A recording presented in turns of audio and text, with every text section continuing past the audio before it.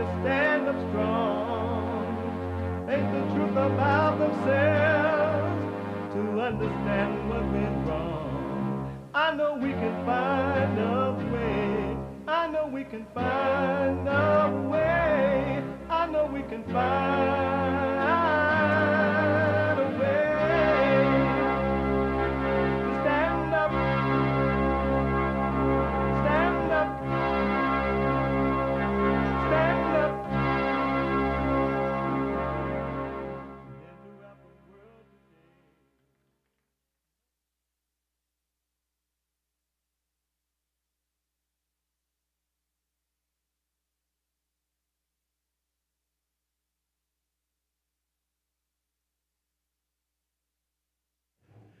Uniting the races with truth instead of dividing them with lies. We're also rebuilding the family by rebuilding the man. I am Jesse Lee Peterson. Good morning. Welcome to the show. Hi, y'all. I'm straightening out things around here. A little junkie. How y'all doing? Merry Christmas. You can get involved by calling 888-7753-773. 888-77-JESSE. Jesse. Jesse. The biblical question. My biblical question this week, and it is a doozy. Jesus said, I and my Father are one. I and my Father are one. What does that mean?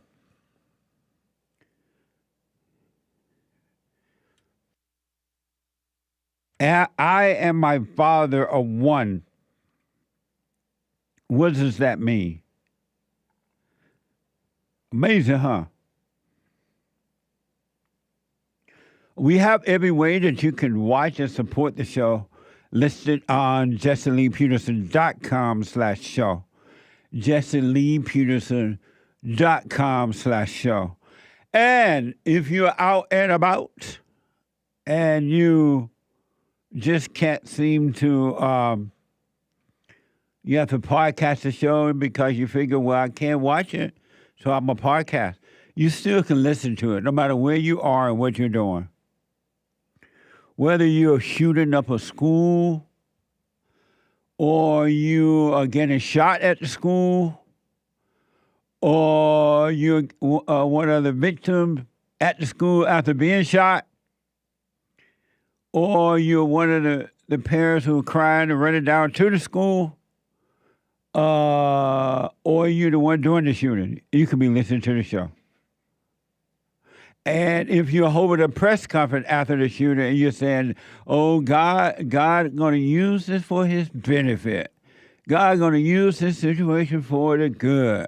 That's so dumb, but that's what people say. Oh, this is in God's hand. Poor God. You can be listening to the show. Or you just laying up at the beach, hearing about all this stuff.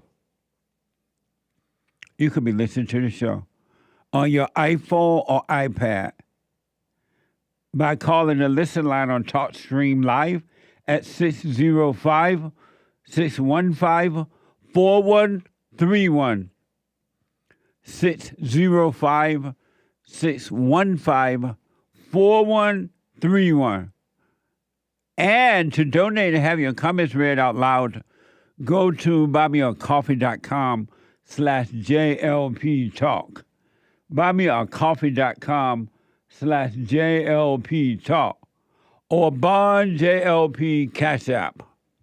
Bond JLP Cash App.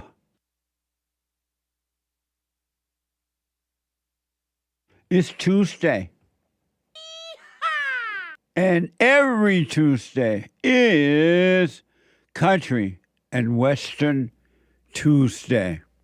Bring back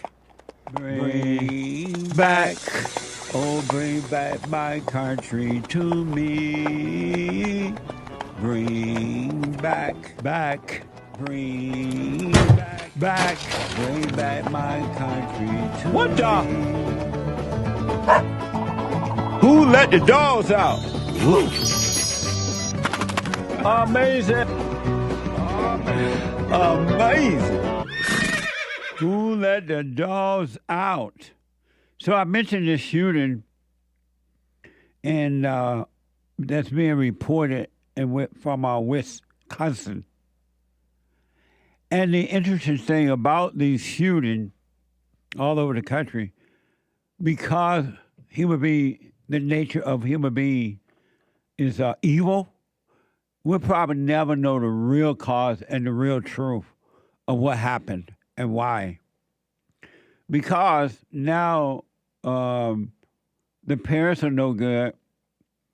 The mothers are refusing to stay home and raise the children because they want to be like men. They think that they get more recognition by going to work, and people are going to recognize them at work rather than being home and watching over the man's children.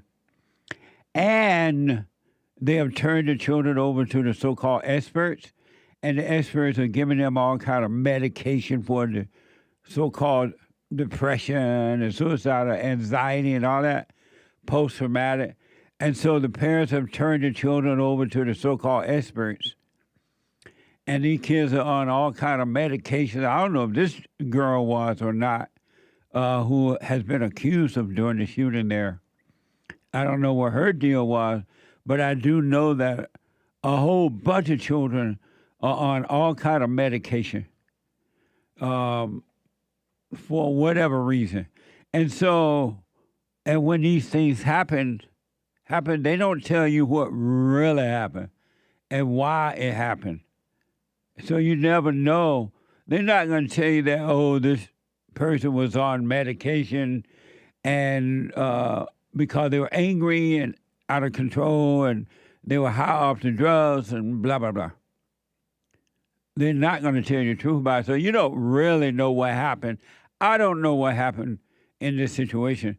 But I do know, and without a doubt, that it's only going to get worse.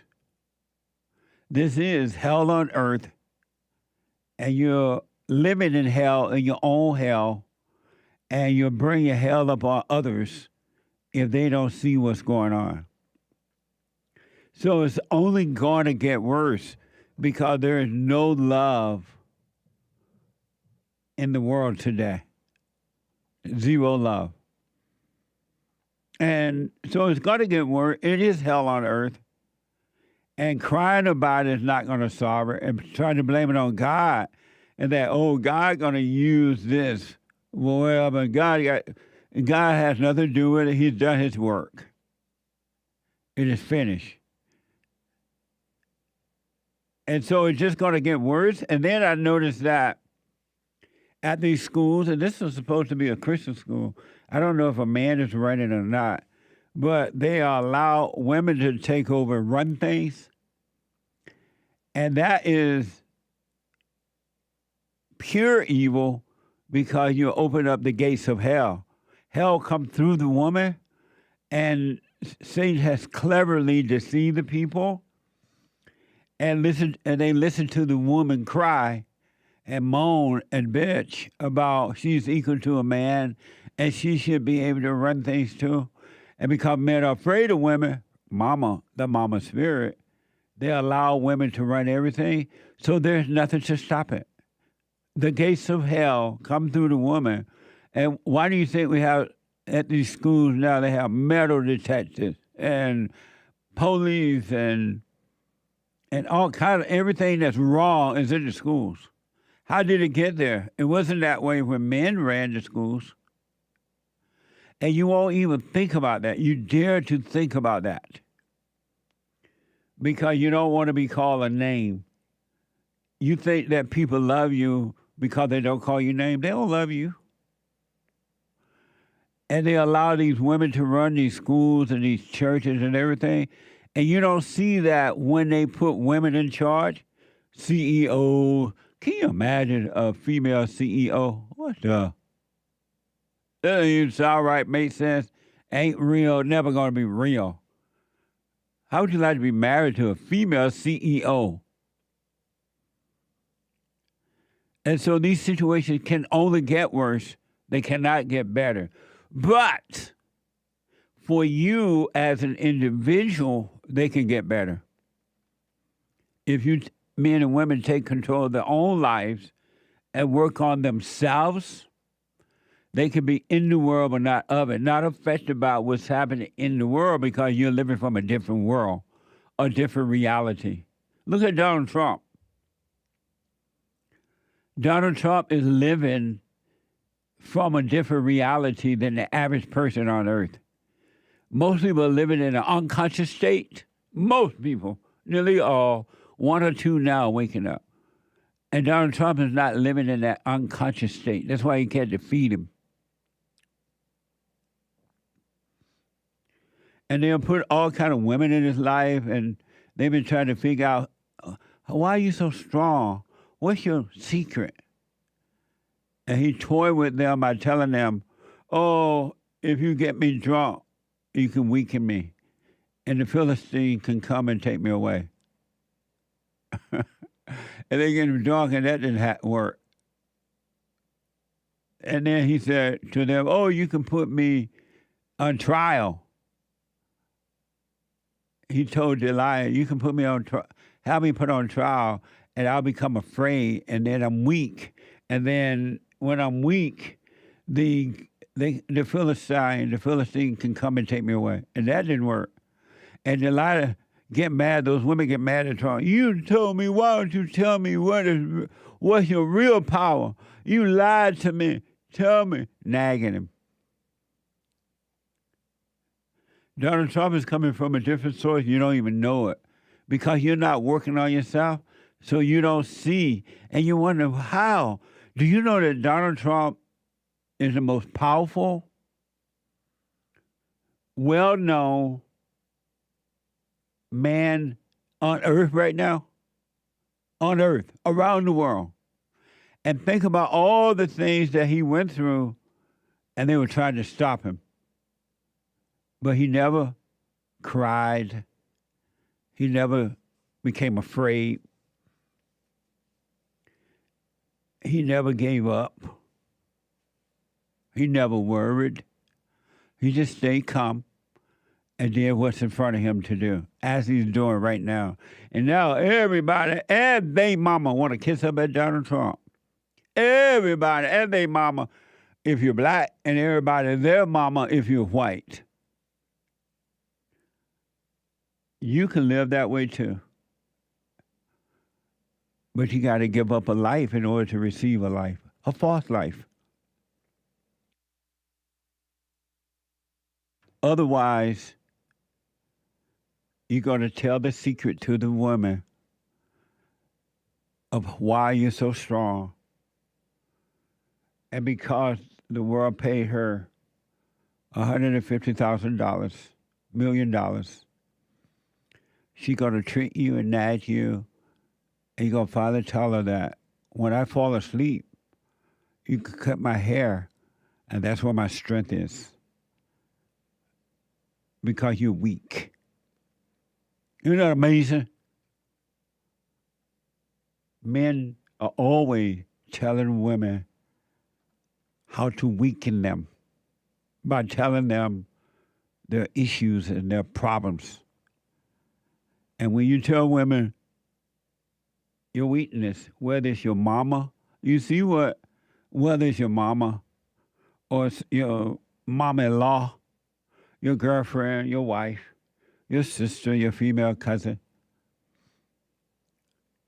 when you tell them your problems, you weaken yourself. And they know it, they see you as being weak, and they will use it against you.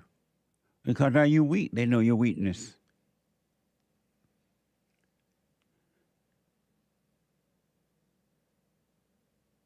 And you tell them to cut your hair. That your strength is in your hair. Amazing, huh?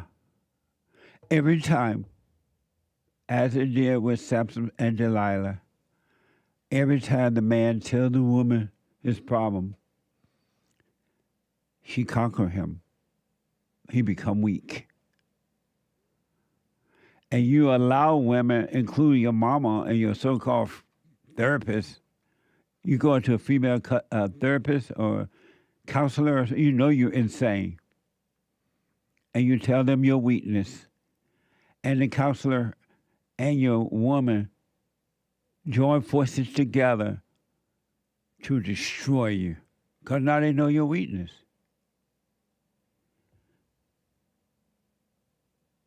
It is against God's will that a man should tell a woman his issues, no matter what they are.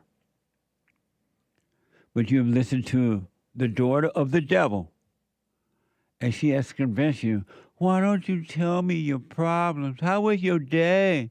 What happened today? And if you don't tell her, you don't love me. Why don't you tell me, Delilah? You never tell me your problem. You don't love me. And she nags and she cries. And then you tell her, and then she defeat you.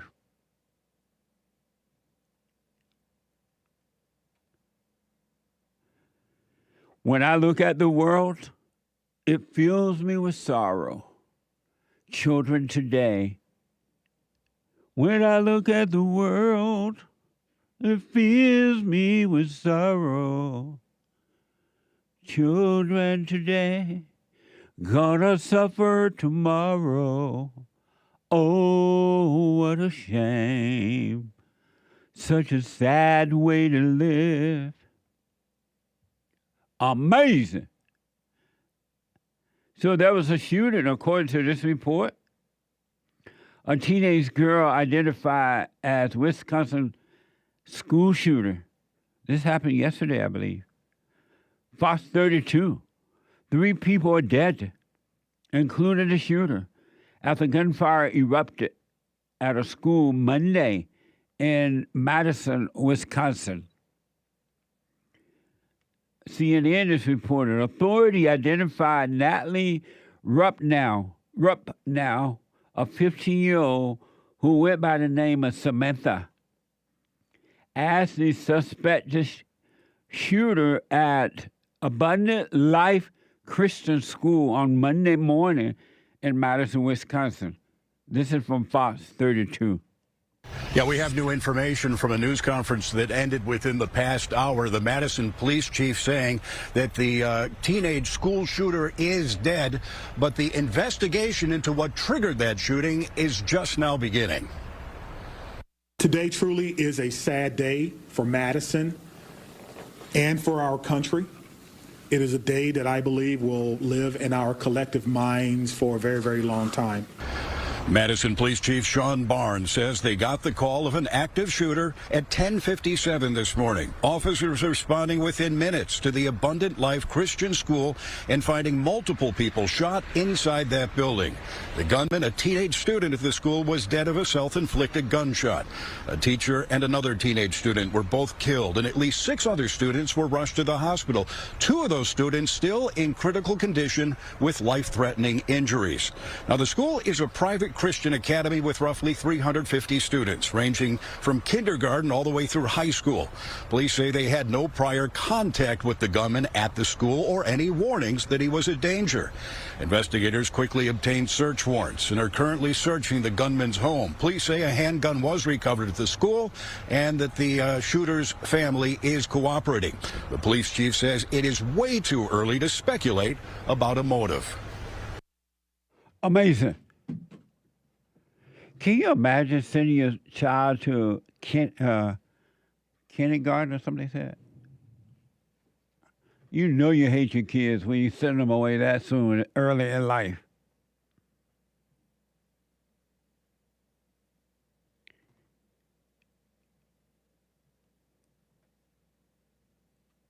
Amazing.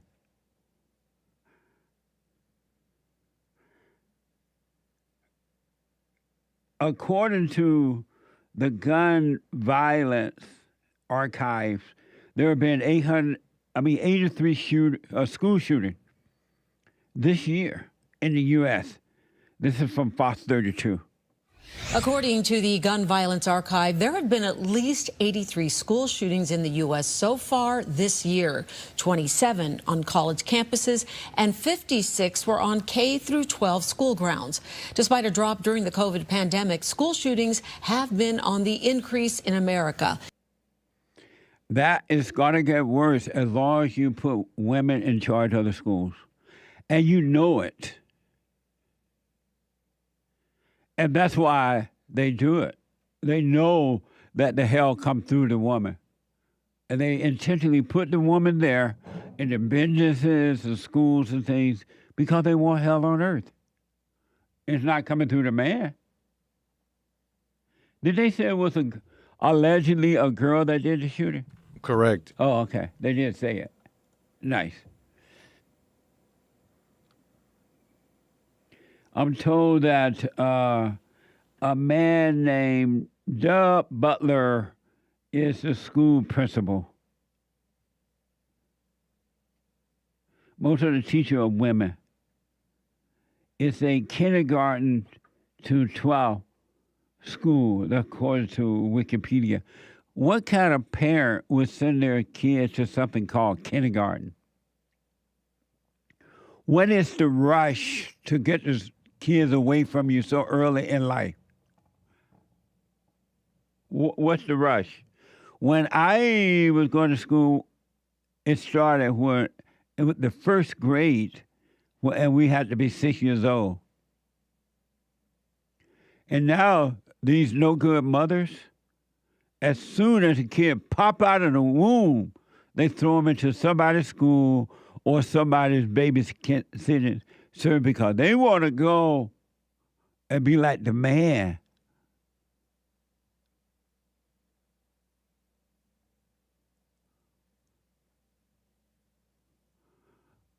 They want to go and be like the man. And the men are too weak to make the woman stay home and raise his children. Why would you marry a woman that you can't make stay home and watch on your children? The only purpose of getting married is to have children. And then you get married, and you can't even make your wife and the mother of the children stay home and watch over your children. Why would you marry like that, a person like that? Think about that. Why would you marry a person like that? If it's not going to work, why do you get married?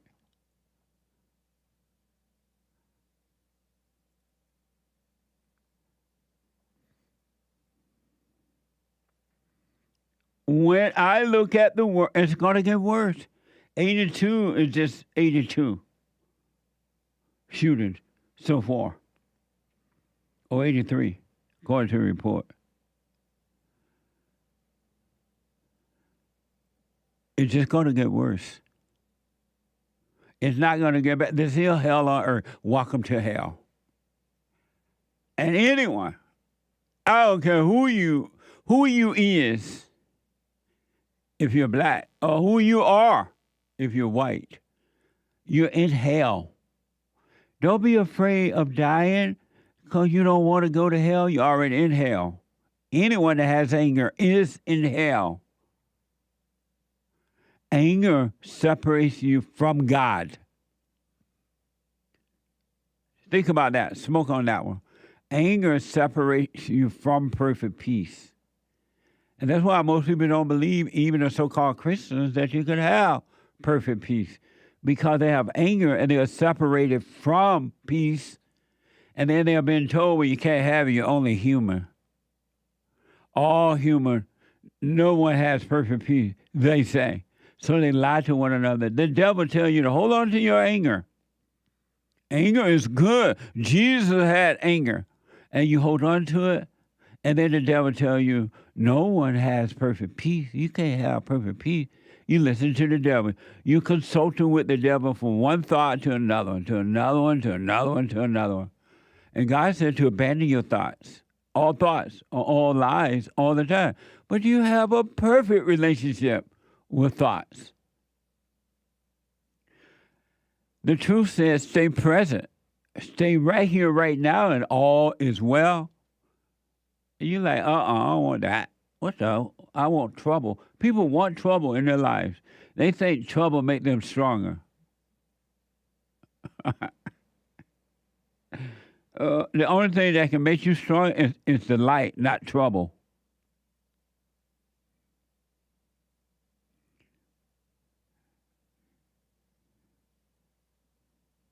According to Newsweek, Biden put out a statement calling for common sense gun safety laws.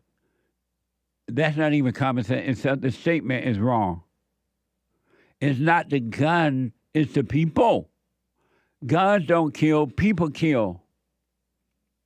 888-7753. So it's going to get worse. And it's up to you to be in it but not of it, or you can stay in it, of it, and be it.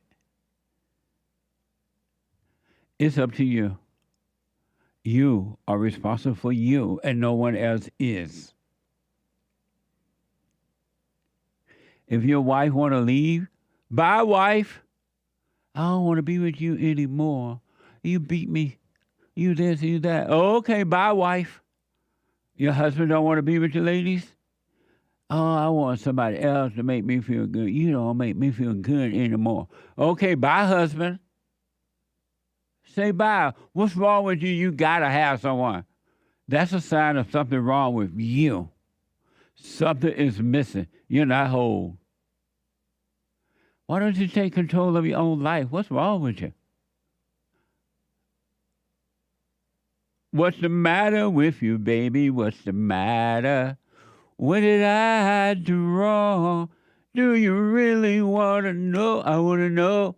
What's the matter with you, babe? You know, you treat me wrong. Sorry, I didn't mean no harm. Oh, baby, can I take you out tonight? What the? You can have perfect peace right here on earth, or you can have your total hell. Stay in your hell because you already have the hell. You can keep your hell, or you can live in perfect peace. 888-77-JESSE. Andy is a first-time call out of West Virginia. Andy, welcome to the show. You're on the air. Thank you so much. I'm glad to get through there, Jesse. Yes, sir. I called thoughts, and of course Andy, the state of yes, sir. For some reason your phone going kind of in and out. Are you on a speakerphone or something? No, I'm in the hills of West Virginia. That's probably why. Okay, go ahead. It's clear right now. Go ahead. Oh, okay. Well, I was calling. You were talking about the men as far as they're getting weaker.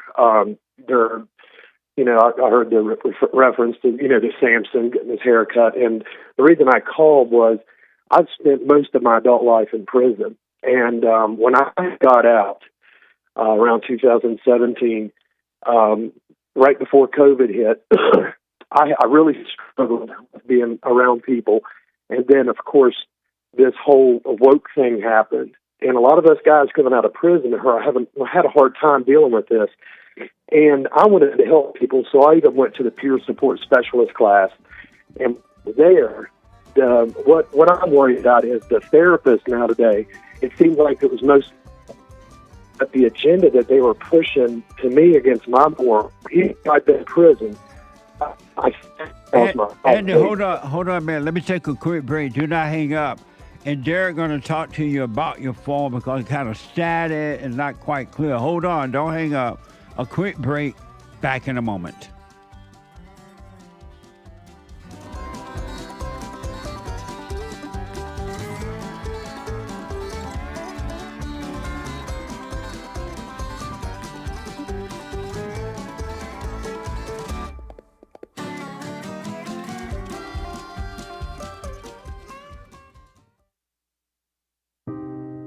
I just wanted to say that I've been listening to you for a few years now, and when you talk about the illusion of racism and how it's just a a divisive tool that the media uses, and it's just good and evil. Yes. And that's what we got to focus on.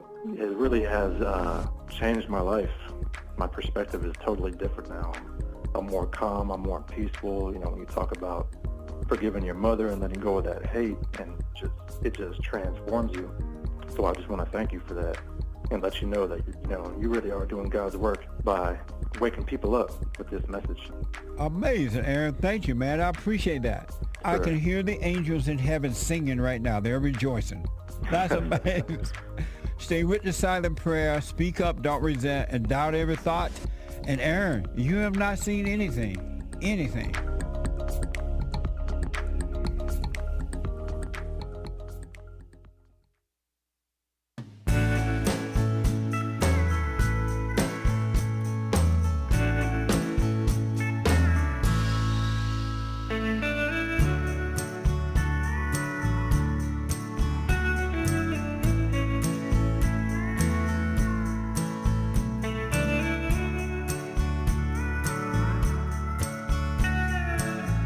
Your beta back bother you, Hake?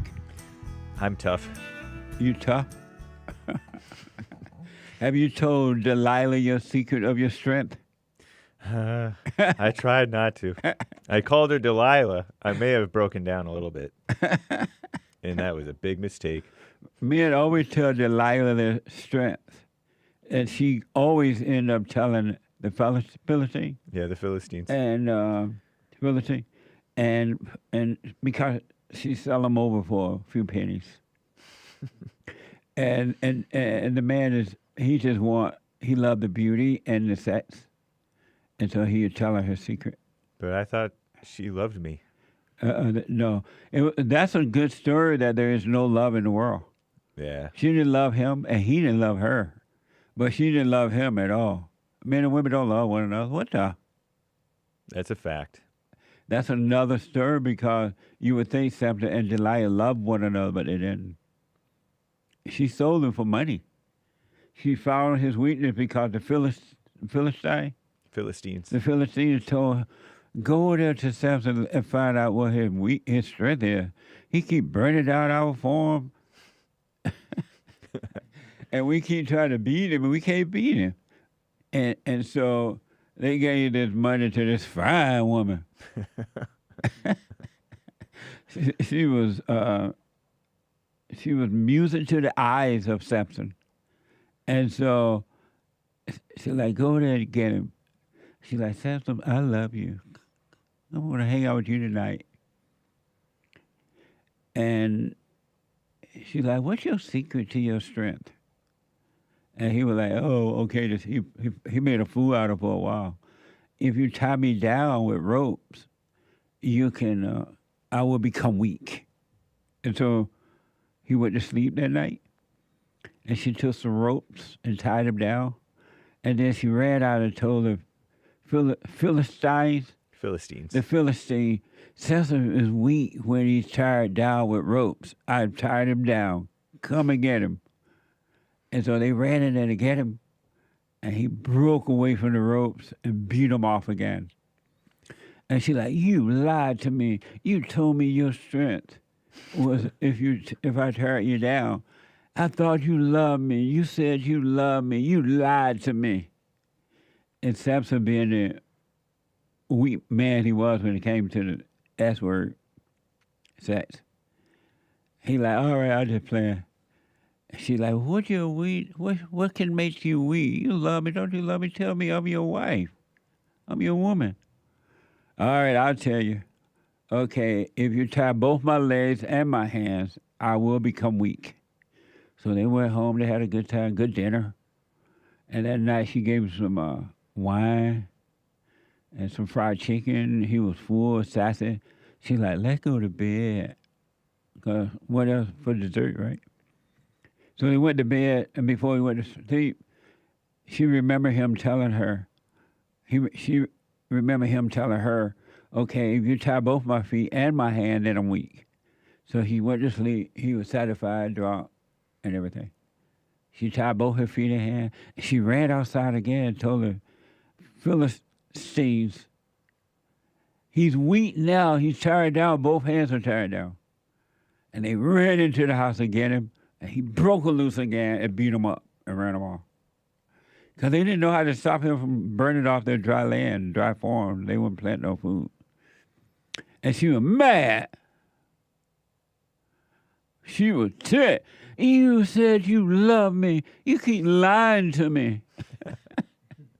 I'm your wife. I'm your woman. Why you lie to me?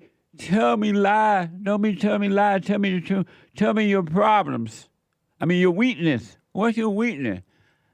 And then the idiot he is, because the sex was good, he finally told her, okay, as men do, they break down once the woman nag him and bug him and act mad and nag and nag and nag. He finally told her, all right, my weakness is if you cut off my hair. My strength is in my hair. And so she got him good and drunk. He went to sleep. And she chopped off his hair. And she ran out and gave it to the Philistines.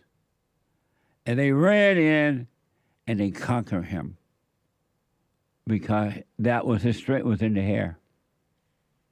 They used the woman as a few dollar bills. You would think that when she tried to use his purported weaknesses, the ones that he pretended like he had, right, that he would have caught on and be like, why are you trying to use my supposed weaknesses against me? Right. But that's how men are today. The outside looking in can tell that he's being a simp, he's whipped. A beta. Yeah. But the woman was so fine and so pretty and so sexy and that out, he couldn't see. That was him. He was emotionally addicted to her at that point. That was his real weakness. Men are like that today. They don't really want to tell the woman their problem, but they do. Because she nag and bug, you don't love me, why don't you talk to me? He be like, well, it's nothing, none of your business. And you don't love me. He said, my mama told me not to marry you. You don't love me, you don't tell me anything. And she nags and nags and nags until he tell her, and now she has control over him. She knows his weakness.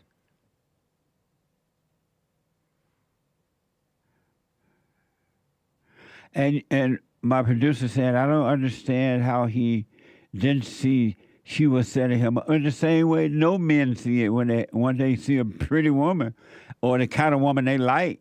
And once they have that thing done with her, it's over. They don't see. And you're like, why are you letting this woman beat you up? Why are you crying over this woman? I love her.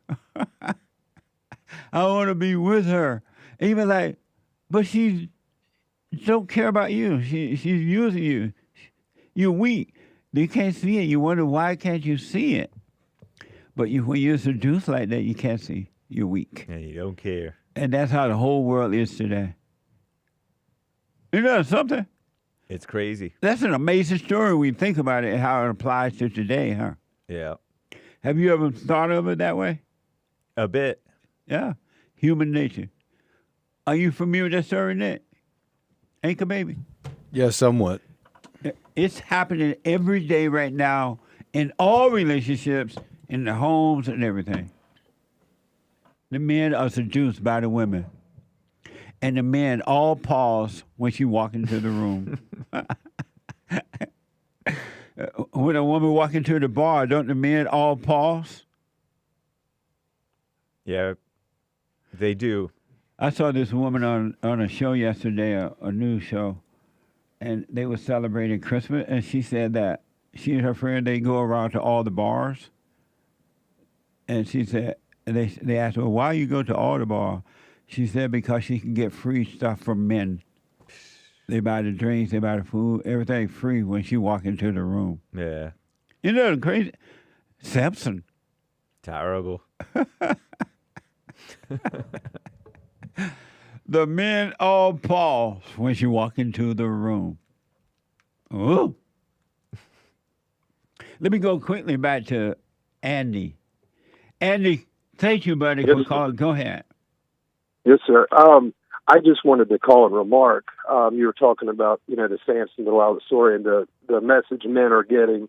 I just wanted to share this experience because I thought it was kind of important. Okay. I've done a lot of my adult life in prison in West Virginia, and when I got out, they put me through like the rehabilitation programs, to get me back into society. And they made me see a woman therapist, and I requested a man, but they would not do it. And this therapist, like the agenda they were pushing was so ridiculous. Yeah. It was hard for me to understand anything she was trying to tell me.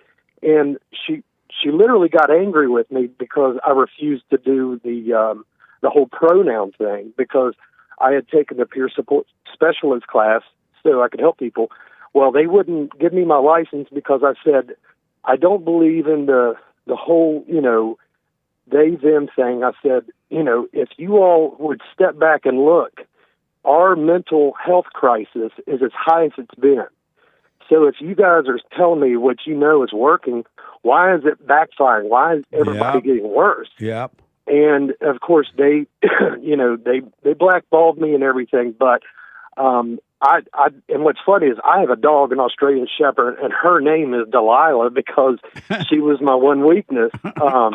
Yeah, so I'm going to give Delilah a shout out this morning. But anyway, the men growing up here in West Virginia, it's very Bible Belt. It's very like a lot of morals and values here. And, luckily I grew up around strong women. They, and good, strong men. All the men in my family, World War II veterans. My dad, I wouldn't be here if it wasn't for Vietnam.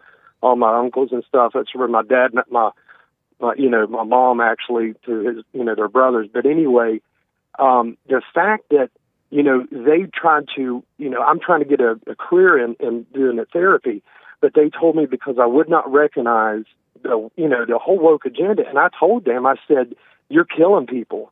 When I got out of prison, I got off of Facebook a year before COVID hit. I got rid of my phone during the whole COVID thing. And I just couldn't handle it because, like I said, when I went into prison, things wasn't like this. And when I got out, it's a madhouse. It's a mess. Yeah.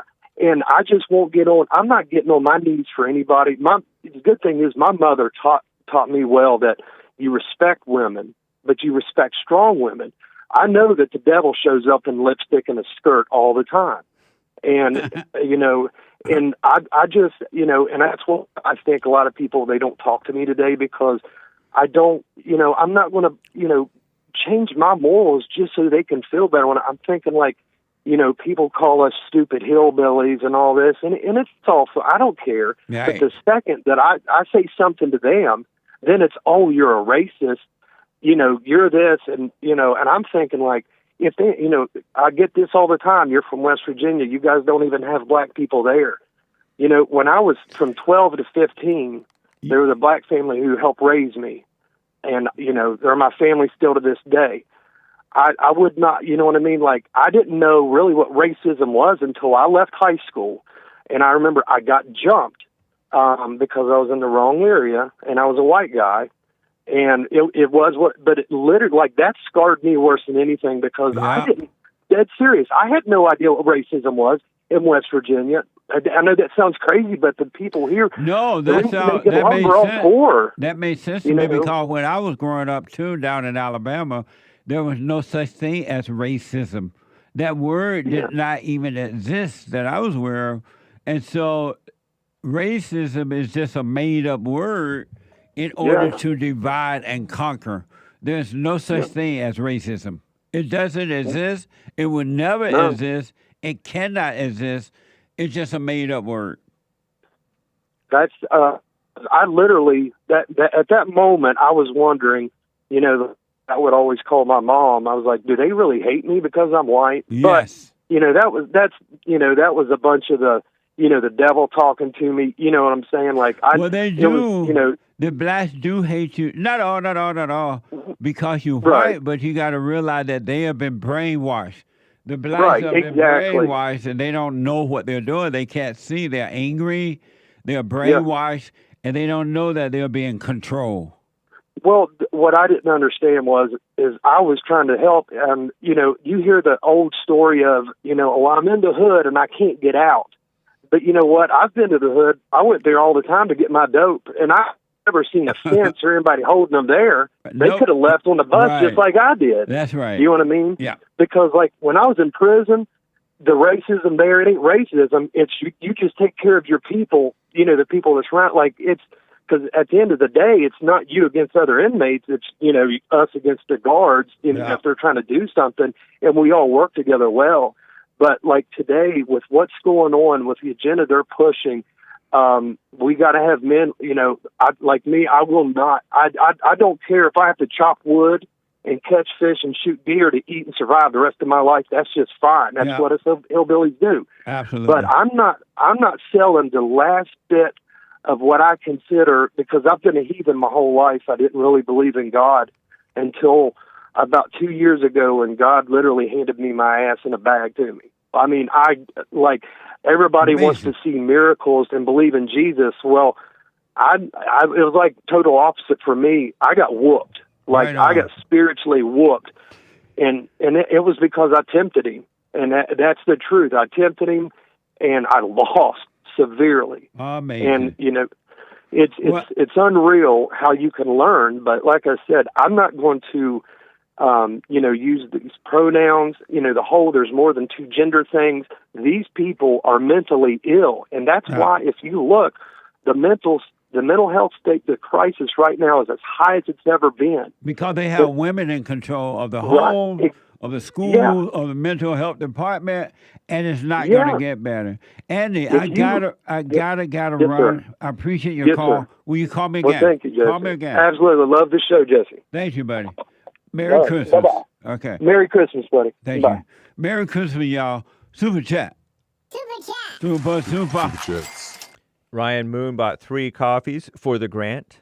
Right on. Thank you, Ryan. Amazing. Bill on Capitol Chill bought a coffee. Thought you'd like this quote. FEAR has 2 meanings. Forget everything and run, or face everything and rise. My all-time favorite. Amazing. Thank you. Sound good. Amazing. Thank you, Bill on Yeah. Capitol Chill. You got to face it. You got to face the fear shaking in your boots. Amazing. Thank you. No More Thoughts bought a coffee. Biblical question answer. Excuse me. I and my Father are one. What does that mean? He announced that the separation between God and man that was since Adam and Eve was over. P.S. Merry Christmas. Amazing. Thank you. I'll put my little 2 cents in on Sunday. Thank you. Interesting. Thank you. No More Thoughts. Yeah. That's cool. Call me Alpha 91 bought a coffee. Thank you so much. First and foremost, my attempt at the biblical question. I and my Father are one. Maybe he's just... What does that mean? Maybe he's just stating a fact, referring to how God created us in his image and put a piece of him in us, and through us he lives, which ties back to if God found me or if I found God, because it was never really about either of us being found. We were always together as one. Amazing. Interesting. I'll put my 2 cents in on Sunday. Thank you very much, and thank you for your support. Not Archangel Gabriel bought a coffee. Morning, all. Morning. Answering this week's biblical question. I and my Father are one. What does that mean? I think Jesus and God are one because all men have the breath of God, the human spirit. That's what it says in Torah. When God breathed life into Adam, it means the human spirit. However, Jesus was man and not God. Hashtag keep it pithy. Ha ha. Crazy face. Amazing. Thank you. Thank you. I appreciate it. Gabriel. Yeah. Someone bought a coffee just asking for understanding's sake. Ask. When you say what's wrong with the blacks and whites, are you talking spiritually or racially? The way you say it or put it out there sounds like you're trying to either provoke race war or see if the person recognizes these are only words. No racism, right? No racism. You can't start a race war if there's no racism. Amazing. Thank you. Node bought a coffee. Pardon me if I butchered your name. Right on. Thank you. That's the name. I mean, that's this coffee statement. Right on? Mm-hmm. Right on. Thank you. I will wait for more. Thank you. He kept it pithy. Right on. Or she. Right on. Thank you. Someone bought a coffee. Good morning, y'all.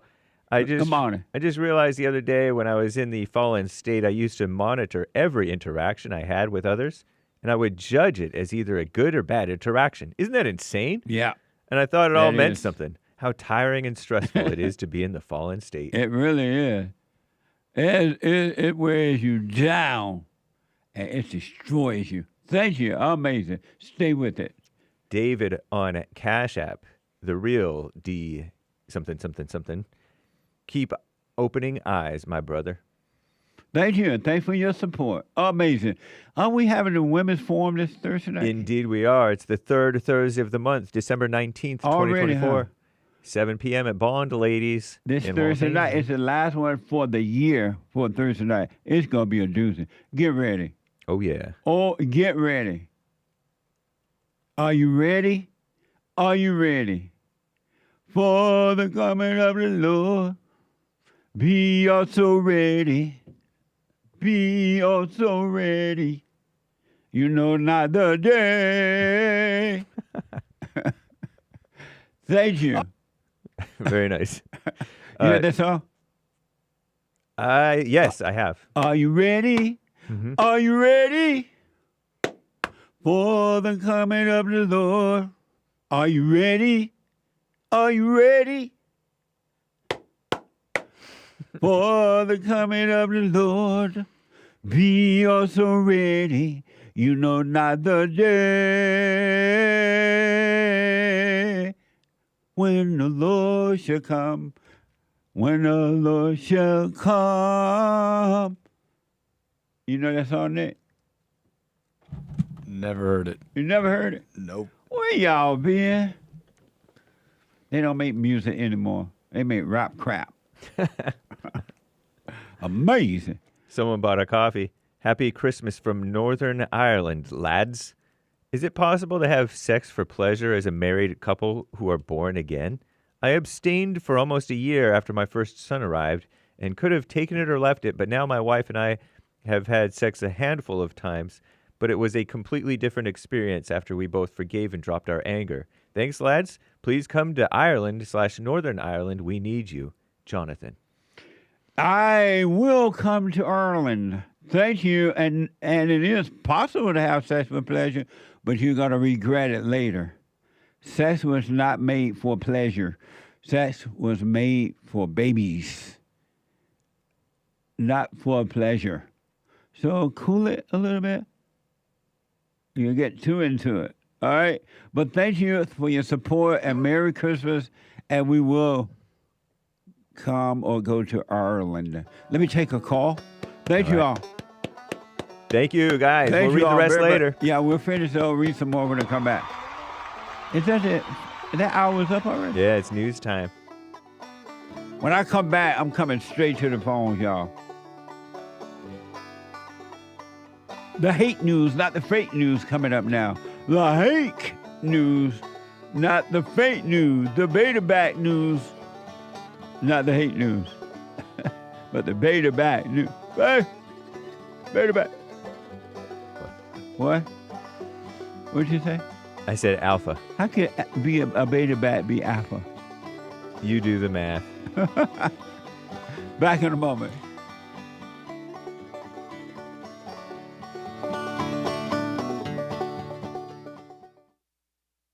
I read or heard that some Republicans are starting to pull their advertisements from Google or whomever, right? Because so many conservatives are being shut down, discriminated against, shadow banned, and all that kind of stuff. So conservatives are starting to fight back. It is happening to us too. I was just taking it one day at a time. But you can go to JLPtalk.com and find all the ways to support us. You can check out rebuildingdemand.com and support our nonprofit organization. You can call 800-411-BOND, 800-411-2663. And don't forget to like, subscribe, follow, share, and study. And also, we have thefallenstate.tv. Ring the bell.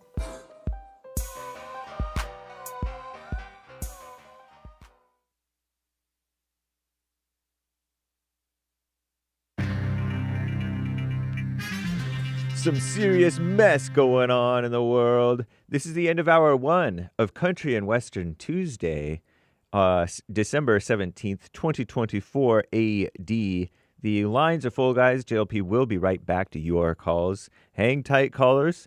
But first, Hake news, not fake news.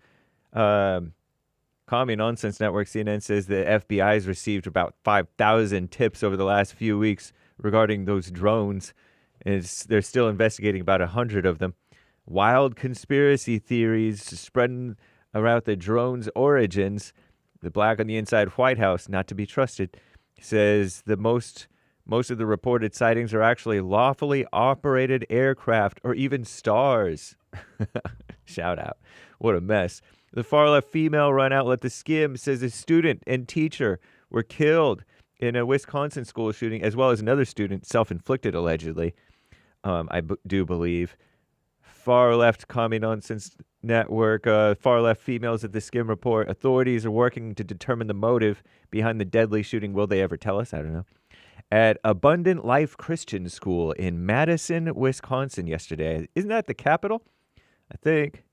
I'm not sure. I think so. Madison police stated that a student and teacher were killed after a 15-year-old girl purportedly opened fire in a study hall classroom. 6 others suffered injuries, 2 students in critical condition. Police said the suspected mass murderer, we'll call her, I guess, who was a student at the school, 15 years old, died from an apparent self-inflicted gunshot wound, so they say. An official for the kindergarten through 12th grade school, that's a wide span, has about 390 children. Only 390, that's a small school. Said the students followed lockdown protocols despite being scared.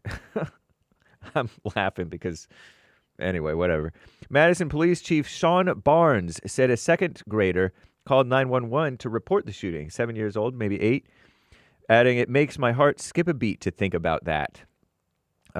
Yesterday's attack marked the 323rd shooting at an elementary or secondary school this year. Most of those probably not white. But anyway, according to the kindergarten through K-12 school shooting database, they keep all these databases, but yet they have no sense. The incident comes just days after the anniversary of the Sandy Hook Elementary School shooting. They call it a tragedy. In Newtown, Connecticut, liberal town, one of the deadliest mass murders in U.S. history, and a little over a year after the Christian school shooting in Nashville left 6 dead, with that female to wannabe male, I think, so-called transgender, who shot up the kids at the Christian or Catholic school. Barnes, that Sean Barnes, Madison police chief guy, he called Monday a sad, sad day. And he said, oh, it's not important, the gender or transgenderness of it. So there's a lot of speculation about that, but nothing's confirmed, I guess. Crooked Joe Biden, of course, described the shooting as as shocking and unconscionable, if he even said that, right? Whoever's running the show over there. As the news unfolded, sleazy lawmakers around the nation began the all-too-familiar drumbeat of offering prayers and debating gun control. Dumb ladies at the Skim. And you know what else was crazy? A Russian general got killed by a bomb in Moscow. Ukraine official says their secret service was behind it. Ukraine's secret service. The head of Russia's nuclear, biological, and chemical defense forces, Lieutenant General Igor Kirillov, killed Tuesday by a bomb hidden in a scooter outside his apartment building in Moscow, a day after Ukraine's security agency leveled criminal charges against him. Ukrainian officials said the country's secret service carried out the attack. Ukraine, supposed country, right? His assistant also died. Kirillov's assistant also died in that blast. Explosion triggered remotely, they say, per Russian news reports. He was under sanctions from many countries, United Kingdom, Canada, for his actions on Moscow's war in Ukraine. On Monday, Ukraine's security service, SBU, called it a legitimate target. What a mess. I'm James Hake. Now back to JLP, Hour 2.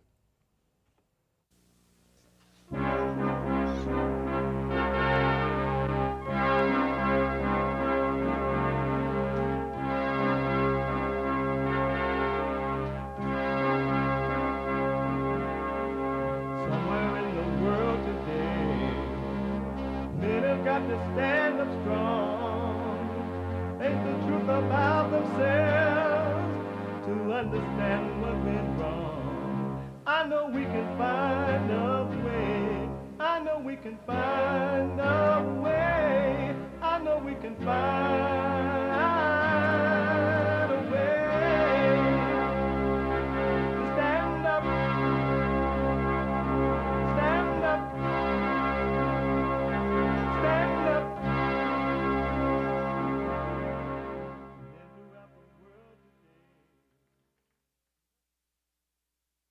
Uniting the races with truth instead of dividing them with lies. We're also rebuilding the family by rebuilding the man. I'm Jesse Lee Peterson. Welcome to the second hour of the show already. You can get involved by calling 888-77-53-773. 888-77-JESSE. And my biblical question: I and my Father are one. What does that mean? I and my Father are one. What? It don't look like one to me. I'm looking at the video here. It looks like Jesus told them, I and my Father are one, and they're mad about it. They're about to beat him up. What do you mean you and your Father are one? Are you saying you're God? I and my Father are one. What does it mean? You can podcast the show, but you can also listen no matter what you're doing. Working out, making breakfast, lunch, and dinner, fighting with your husband or your wife, begging for love. Baby, please, please don't go. Baby, please don't go. You can be listening to the show on your iPhone or iPad, anywhere in the world. And we are heard around the world by everybody and their mama, if you're black. And if you're white, everybody and their mama. And if you're a flat earther, we are heard up and down the world. It's strange, no one never fallen off the earth, if it's flat. Don't you suppose at some point fall off the sides or something? But you can be listening to the show on your iPhone or iPad by calling the listen line at 605-615-4131. 605-615-4131. And to donate and have your comments read out loud, go to Buy Me a Coffee. buymeacoffee.com/JLP Talk. buymeacoffee.com/JLP Talk or Bond JLP Cash App. Bond JLP Cash App. It's Tuesday. It's the second hour of Tuesday. And every Tuesday is and will always be Country and Western Tuesday. Bring back, oh, bring back my country to me. Bring back my country to What the? me. Who let the dogs out? What the? Amazing. Amazing. I want my country back, but it's not coming back. So, Omi, my PR guy, he's telling me that he's a flat earther. I don't know how come I end up with so many flat earthers on my staff. But he's telling me that, to my question, if the earth is flat, why you don't see people falling off? At some point, you should fall off the sides or the front or something. He said, nah, the great ice walls keep us from falling. So why are the ice walls falling off? Ice melts. That's what it looked like. Those are ice walls? It might be a dramatization, but yeah, somewhat accurate or something. But ice melts, especially in America and Africa where it's hot. But not Antarctica so much. What about it? Antarctica is the ice walls. How do you know? Because the flat earthers told me. But have they ever gone to the Antarctica? No, there's international collusion to stop them from going to Antarctica. So they don't know if that's true then. Right. They don't even imagine that. And it just shows you the ice melting on the wall. Mm-hmm. Let me see the ice That's melting. the problem Those ice with walls were huge. See, that's the problem with global warming. Because if the ice wall melts, we're all going to fall off. See that? Look at, there's a little space over yonder where the ice is melting and the sun going down. And the sun is right there. Right. The sun will melt the ice for sure. Somebody lying. Indeed. James, before I go to the callers, I want to ask if you believe my producer is even a flat earther. Lord have mercy. If you believe the earth is flat, if you believe the earth is round, you believe we evolved from monkeys. What? That doesn't fit. If it doesn't fit, I'll quit. What does monkey and round have to do with the earth? You black. Yeah. When Jesus walked the earth, did he build businesses? I don't know. I think that he was either a carpenter and or a stone cutter. Did he ever build a business? Did he go around building businesses? Not that I'm aware of. When Jesus walked the earth, did he go around building churches? Not that I'm aware of. Not like the normal churches like we hear about. Did he build any churches? He said, Peter, you are now Peter. Simon, you are now Peter, and on this rock I will build my church. Right. But I don't know if... He didn't go around building churches. Yeah. Right? Just one. Have you ever thought about that? No. Have you ever thought, did Jesus build businesses? Or was he just about his father's business? He was just living. He was just about his father's business? Yeah. He didn't build churches or businesses, right?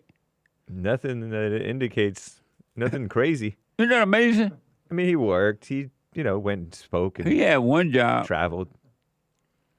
He did public speaking. Yeah. He was a public speaker. He was not a community organizer, I'll tell you that much. That's for sure. Because whenever the people got too close to him, he ran. Yeah. He's like, I'm out of here. They tried to make him a king. Right. They tried to make him a god. Yep. Amazing. 888-7. Did you ever think about that, Nick? That Jesus, I don't think I've ever thought about that. Why not? You guys make it sound Jesus like a bum. No, I'm joking. So he's just what? No job, no business, no property. And if you notice, he never asked anyone for anything, except a few times he asked on the lower level. He wanted some food. He was kind of hungry, and he like, y'all got any bread? Or the use of a room. Right, but he didn't really have to ask for anything. Yeah. Isn't that amazing? Or a mule. Donkey. What? A donkey. He asked for a donkey? At one point, just to borrow. On the physical level, human beings need. That's how we help one another sometimes. But other than that, he never asked for anything. Nice. Amazing, huh? Yeah, Anchor Baby? No comment. No, I don't think I've ever thought about this, actually. Why not? What I are don't y'all know. be thinking about? I don't know. I heard about Jesus Delilah. in the story, and I kind of, in my mind, already have a look about him. Hate said that he be thinking about Delilah. I'm busy. I'm And then he put me on screen, and I'm starting to blush. Sorry, Jesus. I'm busy. I'm thinking about Delilah. Denny from Bulgaria, welcome to the show. You're on the air. Merry Christmas. Good day, Mr. Peterson. Hope you're doing well. All is well, Danny. Merry Christmas. Merry Christmas to you, sir, and to your staff and your audience. Thank you. Do they celebrate Christmas in Bulgaria? We do, but we say Merry Christmas between 25th and the 30th. Oh, you don't say it until then? No, not until then. Oh, but okay. you do, and I did call you, so Merry Christmas to you, sir. Right on. Mr. Peterson, I know not to ask a black man if he remembers, but you had a gentleman from Scotland yesterday on your program. I remember. It was profound. It was quite remarkable, sir. Yeah. And he mentioned a few very interesting things, how evil and bloodthirsty the Scottish people were before Christianity. And I wanted to share some information about this because this was everybody. This wasn't only about Scotland. Now, Scotland and Libya, he was right about that.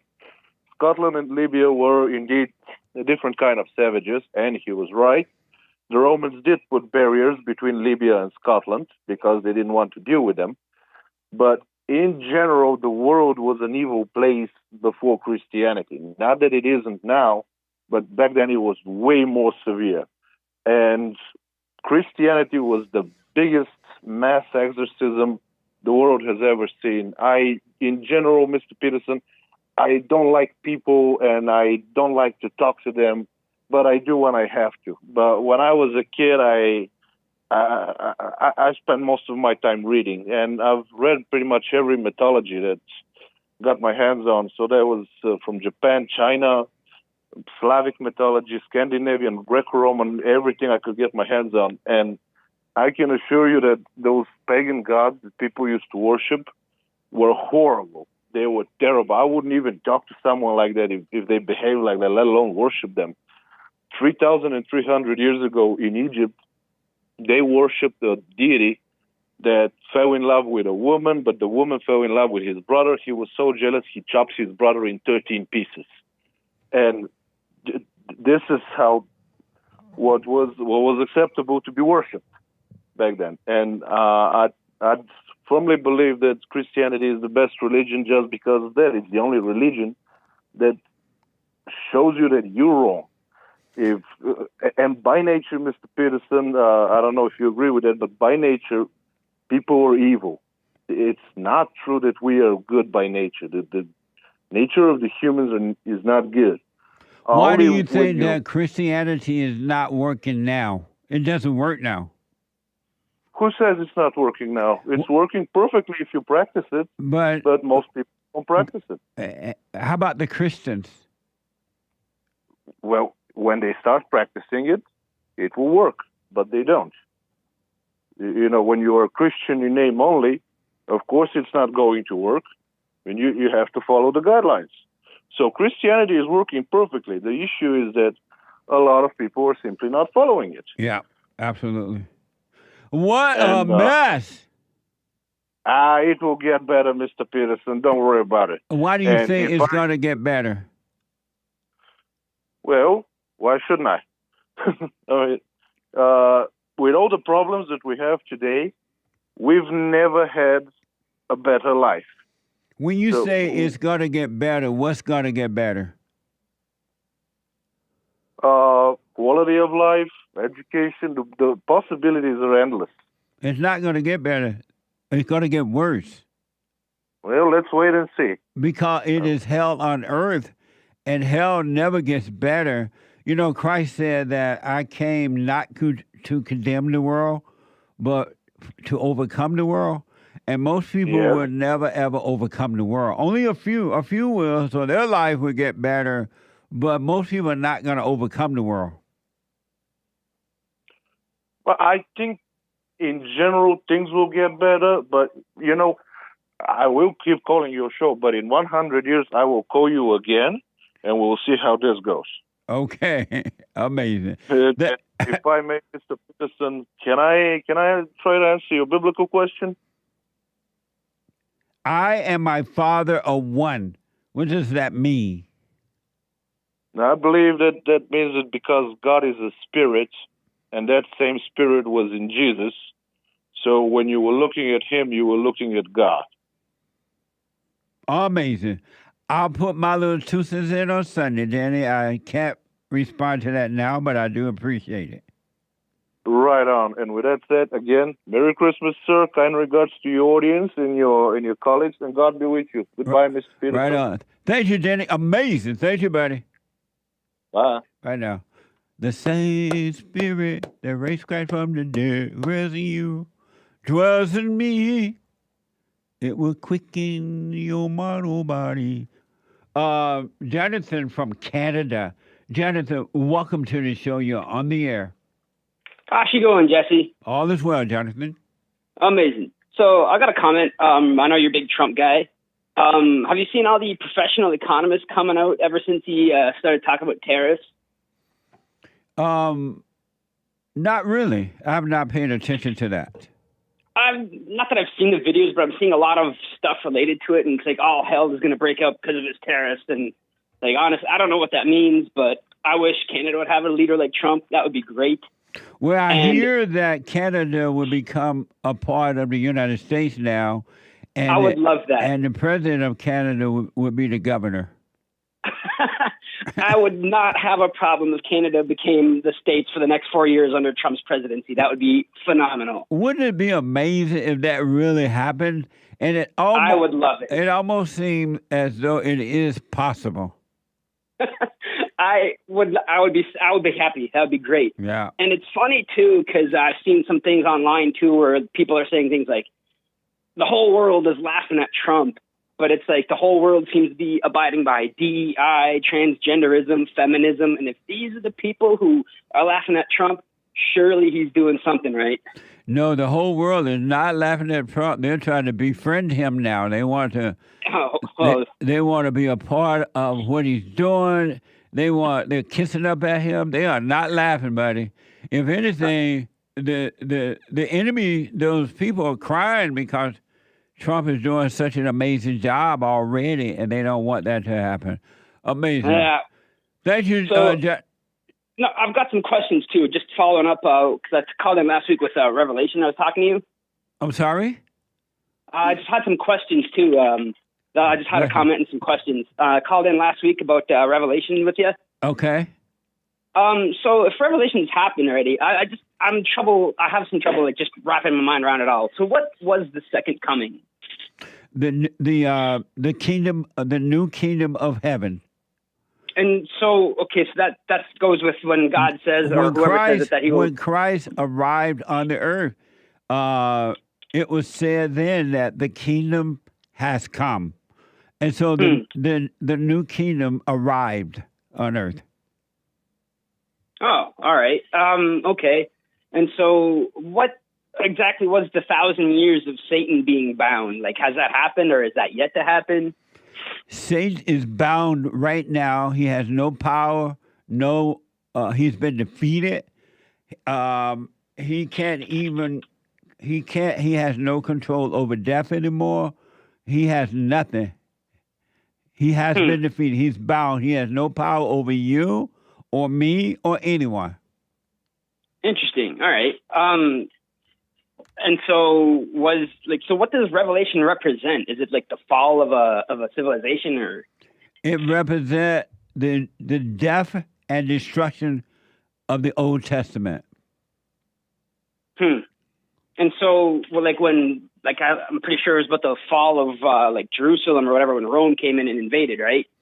It is the destruction of the Old Testament, and the New Testament has been ushered in, and the kingdom of heaven is within us, and everything else is just an illusion. All right. That's interesting. Yeah, that's pretty much all I have then. All right, thanks, Jesse. You're welcome. Amazing question. All right, you have a good one, Jesse. You too, buddy. 888-7753-773. Let me go over to Germany. Heard around the world by everybody. And they, mama. Is it Jamal? Jamil. Jamil, welcome to the show. You're on the air. Hello, Jesse. Merry Christmas. Thank you, man. Merry Christmas. Hi. Nice talking to you. My question or comment is about last week's biblical question is, did you find God or God found you? Oh, yes. I I was just thinking about that more after watching church on Sunday, and it just really made me think about like how I even got started like on this journey of forgiveness, and like why did I even like take this path? And I was thinking that like literally the only reason I started was because like I was just so miserable, and somehow suddenly I wasn't even looking for religion or like necessarily looking for God. I was just like in a miserable situation, and then I just saw that like I was almost possessed by anger, by like the spirit, and I just thought it was so wrong, and I didn't want to be this way anymore. And then somehow I saw like you talking about forgiveness, and I thought, yeah, okay, that makes sense, and then I just did it. Like, but the question made me think about like why. Like, I don't know if like that made me the one that was seeking God or like God seeking me, but only after doing that was I able to make of God. Before that, I had no idea like about this situation. Yeah. And I was just thinking like, what is it that happens in other people's lives that like, why is it that most people don't want to get out of their like misery? Like, it can't be like a nice thing to be miserable, and then I just don't understand it. Why do like because I've like in the past 5 years I've talked to many people about this, and no one seems to actually take the message or is willing to go and just do the simple thing of like forgiving. But I don't know why. Like, even if maybe it is that they're just blind and they can't see, but I don't understand. The reason that most people on earth have and will never want it is because they love their hell. They don't want out of their misery. They call hell life. They love it, and so they never will overcome. But then there are a few that want better. They know something is wrong, such as yourself, and you know something was wrong, so you look for something better. But most people, family members, husbands and wives and children and friends and coworkers and government workers, and they love their hell, so they're not gonna. It's just not gonna change from that. Only a few want out. Only a few want the kingdom of heaven on earth. But do you think they're aware of that? They know that and they choose to do it anyway, or right? They choose to. They have decided that their hell is their death. They call it life, but it's death. They are dying, but they call death life. Anyone that love their misery love hell, and they know it, and they don't want to be out. That's why if you try to point the way out, if you try to impose the truth on them, they're not going to like you for it. Well, the only thing about this is, like, me before that happened to me, I was the same thing. So if someone told me that, maybe I would have reacted the same way before. Not if you had wanted the truth, you would not have reacted. Because those who find the truth, they want it, they just didn't know where to look. They didn't know the first step. But as soon as they hear, like you heard forgiveness, right?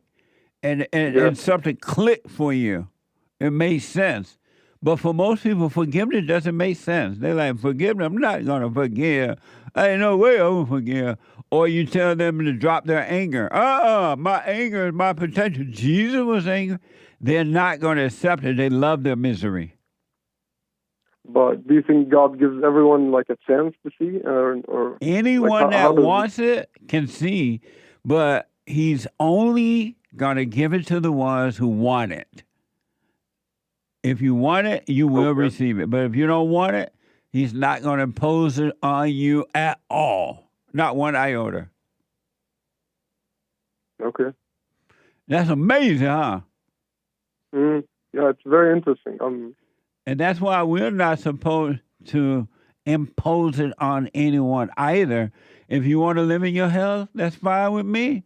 You stay miserable, you stay angry, you stay with your fears, you stay with your desperation, you blame others, you be a victim, you judge.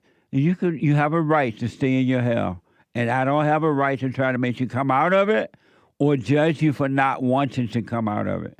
See, God leave you there. He has no problem with it. And why should I? Okay, one small thing that, like, the reason we don't judge other people, or like the reason we forgive, is because they don't know what they're doing. Right. And I heard you, like, one thing that made me think about this. I heard you one time say that, like, if you drop your body in a state of anger, then you'll stay that way. You'll just stay that way. And I'm not really sure if that's how it works, or, like, I don't know about that, but that's an interesting point. Yeah, whatever condition you're in when you drop your body, that's the condition you're stuck in forever and ever and ever.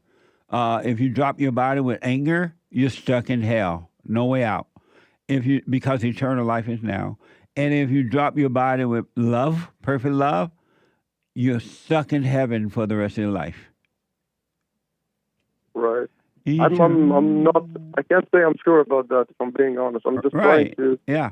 I don't see that for myself right now. I wouldn't call it like a disagreement, but it's just because if they don't know what they're doing right now, or like there's no way to judge them.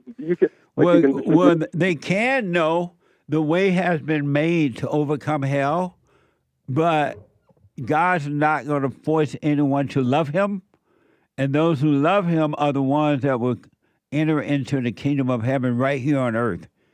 And so it's only those who seek what is right that will find it and enter in.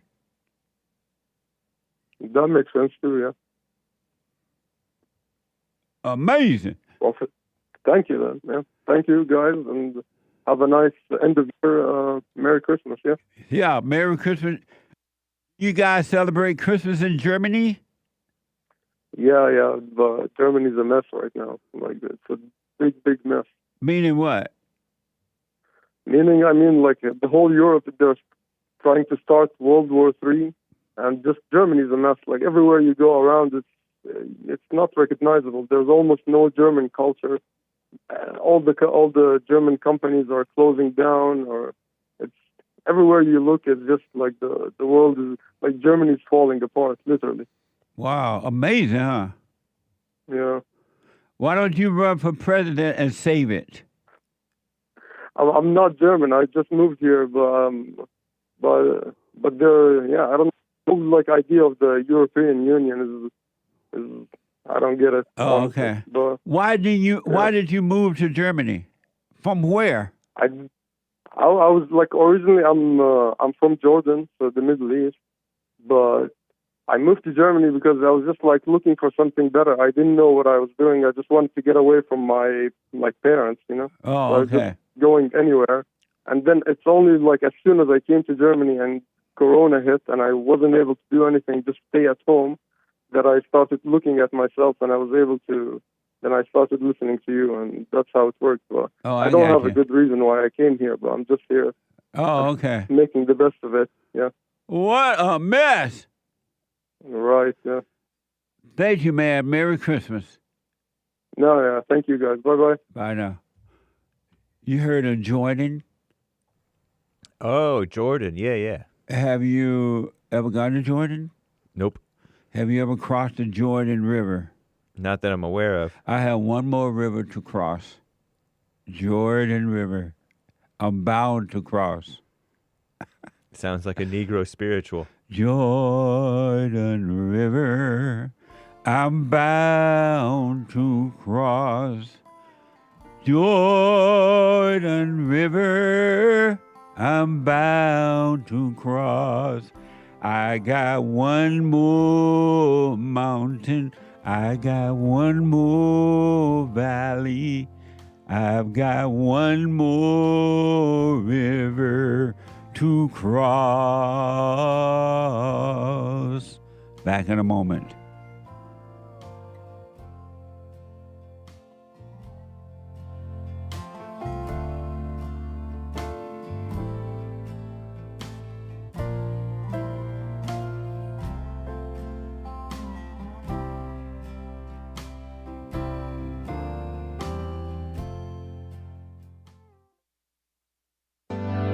Steve, thank you for calling and thanks for holding. How have you been helped by the show? I'm going to tell you this.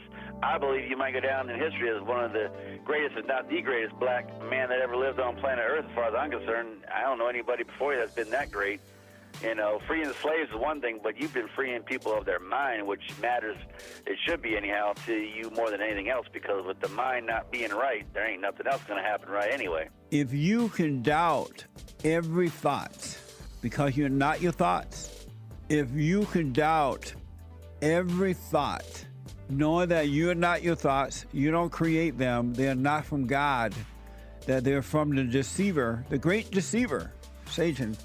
If you can doubt every thought, you can be free just like that. At an instant. Bring every thought into captivity. It's so amazing.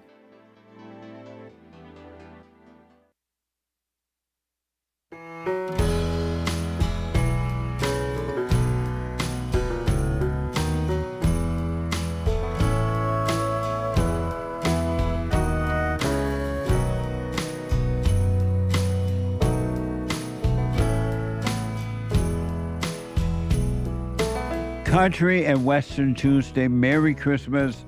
The Christmas sale, the Bond holiday sale is still happening. 15% off on all merch. 15% off on all merch. Hats, mugs, t-shirts, books. Books are amazing. My books are amazing. I will sign them to whomever you like. And hurry, hurry, hurry. There's still time to get there before Christmas. Go to rebuildingtheman.com/store. rebuildingtheman.com/store. The Bond Holiday Sale, 15% off on all merch. And it is amazing merch. Stay with it, t-shirts and everything. And donate. It's the time to give. We got to reach the matching grant of $100,000, so we need to make $50,000. Bring in $50,000, and it's tax deductible. It's the end of the year giving. All right. One last thing. Cameo. I've been doing truckloads of cameos, shout-outs for people. Merry Christmas, Thanksgiving, shout-out, Merry Christmas, Happy Birthday, encouragements, and now Happy New Year. Whatever the occasion, shout-out is, I will do them for you. Go to Cameo, Cameo, Cameo.com/Jesse Lee Peterson. Cameo.com/Jesse Lee Peterson. And we'll update you on where we are with that on Friday, all right? On Friday. Let me go quickly to Sean out of Virginia. Sean, welcome to the show. You're on the air. Amazing. I'm so happy to be on with you, Jesse. Thank you for taking my call. You're welcome. Are you a first-time caller? I've called you once before. Right on. Merry Christmas. Merry Christmas to you, too. Okay. My question is about the family and the holidays here. So I'll try to make this quick. I went and forgave my mother about a year and a half ago, and when I did, all hell broke loose. And she built, prior to that, I guess, quote unquote, like my closest people, my best friends were like my dad. I work for my dad. Come back to your phone. Speak back into your phone. Okay. All right. Can you hear me okay? Yes, go ahead. Okay. So, everyone started turning against me once I went and forgave my mom.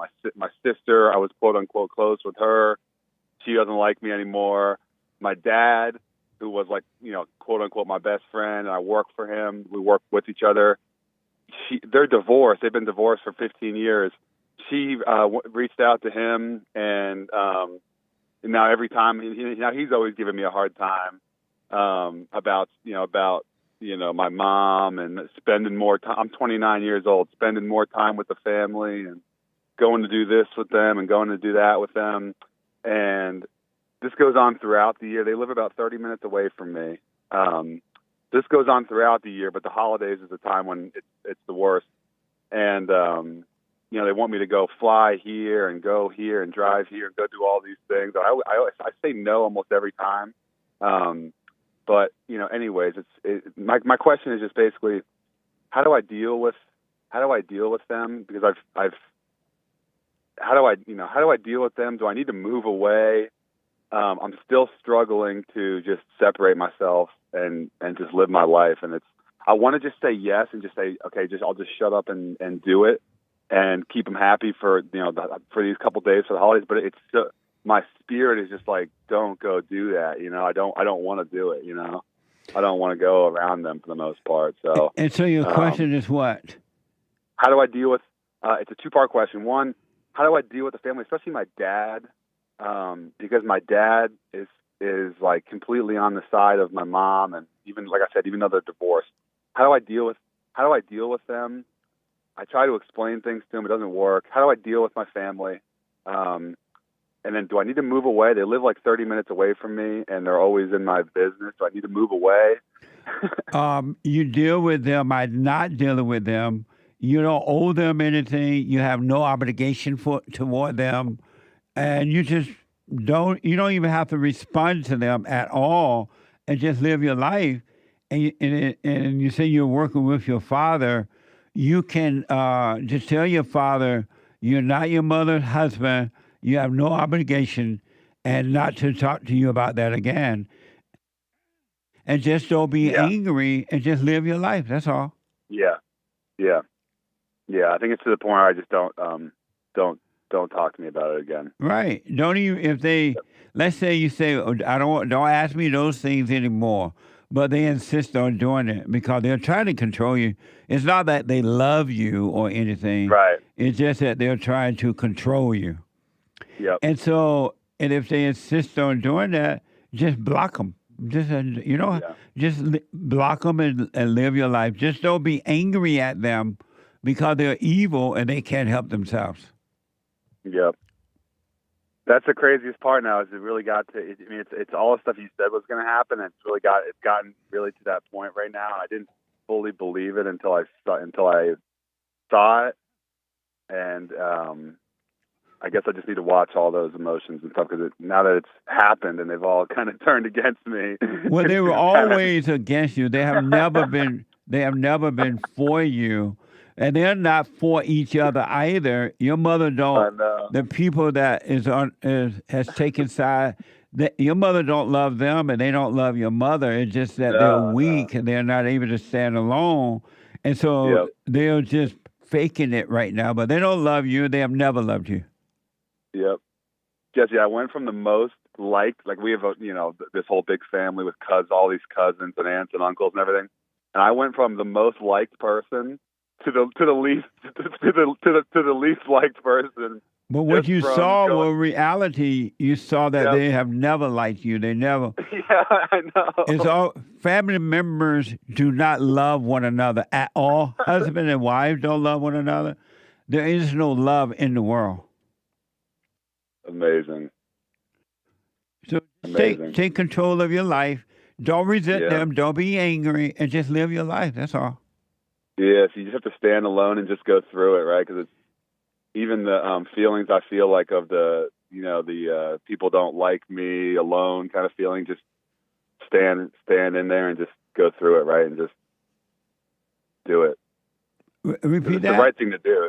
Repeat that. My question is just when I'm having this quote unquote feelings of feeling like people don't like me and I'm alone type of thing. It's all I guess I'm just making the comment that I just need to go through that and go through what? I guess it's just false thoughts and feelings in the first place. I'm not really going through anything. It felt a little overwhelming. What did? Like seeing just this process over the past year or so where I've seen my family, turn on me, I guess, I would say. No, they didn't turn on you. They have never been with you. I understand that. No, I understand that. I know that I know you are right, or else I wouldn't have done I wouldn't have done it. I wouldn't have done it in the first place. I listened to you, and I know you're right. So yeah. And so, what's been a little overwhelming? Just actually having it actually happen in real life. Having it actually experiencing it. Having what to actually happen? What do you? I don't know. What happened? I've seen that my family doesn't actually love me, or whatever you want to call it. Whatever you want to call it. I've actually seen it happen. And are you glad to see it, or are you sad to see it? I don't know what to make of it. I don't know what to make of it. That's why I'm calling you today. And when you're feeling the overwhelming feeling, who is feeling that?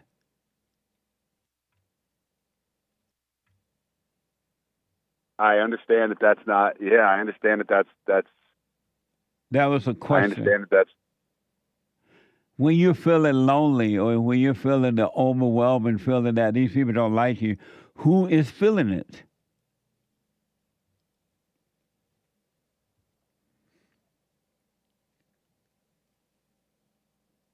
It's not me. I've heard you ask this question so many times, and I never get down to what the actual answer is. But, and why do you say it's not you?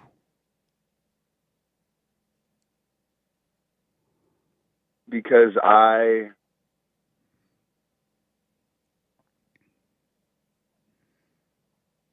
just know it's not right.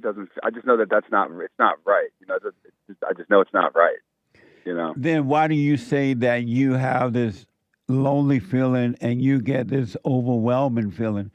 If you know for sure there's a not you, why do you say you feel that way then? Why are you saying that? Probably just going back, because I'm just going back to being in my head, going back to being in my head. If you're saying it just for unconscious communication, that makes sense. But if you're saying it not knowing that it's just a thought and those emotions you have are in your body, but they're not in you, and all you're doing is experiencing thoughts, and thoughts are just thoughts. They're not you at all. And the thought is called overwhelming feeling, right? But it's just even spirits that are having a hissy fit inside of your mind. Totally. And it's just thoughts. It's not you at all. And so when you identify with the loss of your so-called family, what you're not realizing, you have never had a family. They have never loved you. They don't love one another. It's always been about control. And your mother turned against you because she finally ran into someone that she cannot control. And so she found a bunch of weak people who agreed with her, and she built an army against you. Now she's controlling them, trying to pull you back into her hell. That's right. And I just really want to break free of that. I really want to break free of that. Well, you break free of that by not thinking about it at all. Okay. You just drop the thoughts about all this, and you'll be free. The thought comes, and it's nothing. Just let it pass. Don't identify with it at all. Yep. It's just a thought. It's not even real. It's an illusion. No, I know that to be true. I do. It's just a thought. Okay. I understand. I'll stick with it. All right. I wish you well. Merry Christmas. Merry Christmas to you, Jesse. Thank you very much. All right, buddy. 888-7753-773.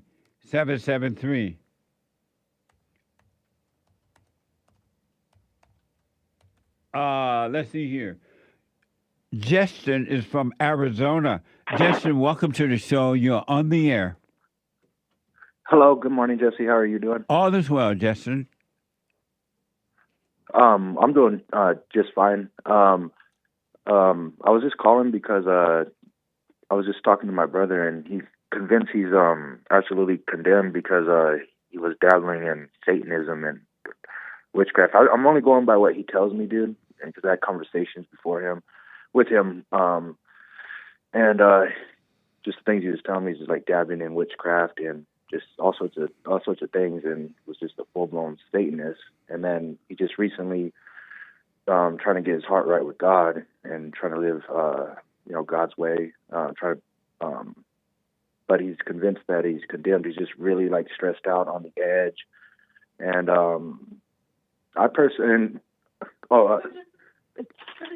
thank you, Dave. You too. I personally think that my question is to you: is God's grace and love so forgiving that He will forgive you? I personally believe that there's only one unforgivable sin, and that's rejecting rejecting God's Son. But my brother is convinced that the things he's like done because of witchcraft and all that he's condemned. And but I don't think that's true. Like I'm not like I believe in God. Do I have a personal relationship with Him? No. I'm working on that myself too. What's a personal relationship with Him? Like walking with Him, living up to His standards, in my belief, doing the right thing, talking to Him, praying to Him. Where do you get that from?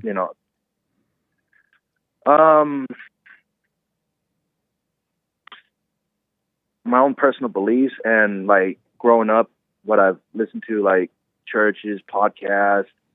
That's insane. I even listen. Why don't you drop that? Insane? I don't know. I'm not gonna. Maybe I should. I don't know. I'm just barely trying to. That doesn't even make sense. Say that again.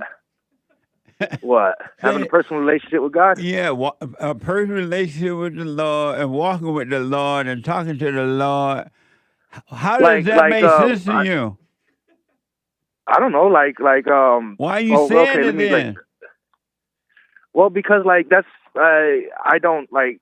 Look, I'm a heathen right now, and I'm trying. I'm an alcoholic. I'm an alcoholic heathen right now, and I know about God. Like I know all the right things to say. I've read the Bible, listened to people this. I know all the right things to say, but those are the wrong things to say. Those are not the right things to say. But do you get what I'm trying to say? Like I'm just saying, like I know of God, but like no, you don't. I'm trying to maybe I don't know. Maybe you're right. I'm just up until yesterday. I'm an alcoholic, So maybe you're right, man. So your brother is a Satan worshiper, and you an alcoholic? Yeah. I called you. Y'all should be having a party. Actually, not. We're pretty suffering right now. And we're suffering right now in our. When you say you're an alcoholic, who is the alcoholic? Who are you? Well, I know who I am in my fallen state. I'm just angry, judgmental, bitter, resentful, hateful person. And who are you? I don't know. I don't know, because I've only been that. So why do you call yourself an alcoholic? Alcoholic, if you don't know who you are. Why do you call yourself that? Oh, because I completely destroy my life when I'm drinking. And right now, I've been, not right now when I'm talking to you, I'm sober right now, but But if you don't know who you are, how do you know why do you call yourself an alcoholic? Oh, because I drink. I drink a lot to destroy my life and stuff like that. But you don't know who you are, though. How do you call you? Why do you say you are an alcoholic when you don't know who you are? Huh. I heard you say this before, like your own thoughts aren't yours own. Okay, in my fallen state, I am an alcoholic. I don't know. Just I've been listening on and off, dude. On and off. There was a time in my life I was listening every day, but I just started listening again, and I heard this before. I don't know who I am. And so then, why do you call yourself what? The current me, current Justin. You said hurts? Oh, no. I just said I just heard I just hear you, and the current me that's talking to you right now just drinks and completely destroys his life when he's drinking and stuff. And I was told because of that trait that I'm an alcoholic. And why do you believe it? Because Why do you call yourself that? Because someone else said it about you? I don't know. I think that's because I think because that's what I'm told. And just like I told you that you got to have a personal relationship with God. Like you got to pray, you got to talk to Him, good times, bad times. I was just told that. Have you noticed that that's never worked for you? That's what? Oh yeah. Faith, yeah, absolutely, dude. I mean, not dude, yes, absolutely. That's why I'm still suffering. That's why there's a void in my life. That's why. And so you're still suffering. Why do you still call it, oh, I got to have a personal relationship with God? Why do you keep saying that dumb stuff? That's just what I came to believe, man. That's just what I came to believe. Like, I'm not trying to like get intellectual and all that stuff. Right, I understand. I'm actually trying to like find God right now, man. I honestly believe that's the void that's missing in my life right now. That's gonna. You want to find God? Yeah, absolutely. I'm done suffering. Stop thinking about Him. Stop thinking about Him. Let Him find me, or me seek Him out. Stop looking and stop thinking about Him. If you want to know Him. All right. I mean, like, this is all new to me. I'm not gonna lie to you. Like, I don't. Obviously, everything I've done in the past. Has it done you any good to think about God? I mean, it makes me want to change. Has it done you any good to think about God? Ooh, I don't know. When you put it like that, dude, I mean, like, has what I've done worked? No, but like me wanting to seek God. Has it done you any good thinking about God all this time? Has it done you any good thinking about God? Are you saying like I should think about it, or I should like? Has it done you any good at all? All of this time, all of these years, thinking about God, has that done any good for you? No. So why do you still think about Him then? I guess I just want my Heavenly Father. But you're not going to get it by thinking about Him. What do you suggest? You stop thinking about Him. You just okay. Like I just sobered up yesterday. I don't have all the answers. I'm not gonna pretend I do. I don't. So I'm gonna. I don't know. I got some work to do. Have you gone and forgiven your mother? Oh yes. No. When I say that, when I have a conversation with her and she just gets angry real quick, I get a little annoyed. But is it like the anger I used to have? Yeah, absolutely. Have you gone and forgiven your mother? Yes. You told her? Yes, I said I forgive you for. And you told me this. You told me this when I called in. Like, try not to be too hard on your mother because, like, you and your fallen state and addiction. She wasn't in the right state of mind. Can you hold on for me, Jester? Yes. Let me take a break. Hold on. 888-7753-773. The Hake News, not the fake news. And I'll be back in a moment.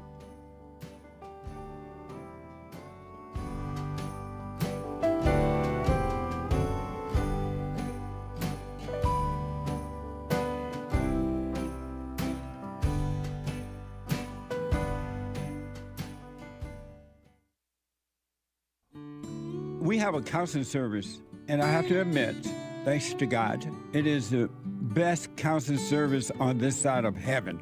I counsel with men and women, families, individuals around the world. Most people are unhappy, they're miserable, they have rough lives, they're depressed, suicidal, young and old, of all races. I understand, I know why, and I do understand it. Because exactly what's happening in me is happening with everybody outside of me, inside of them. And I've noticed that with those who really, really, really want to understand, they overcome it just like that, out of one counseling session. If you need counseling, you can go to rebuildingaman.com or call 800-411-2663. 800-411-BOND. Best counseling service on this side of heaven.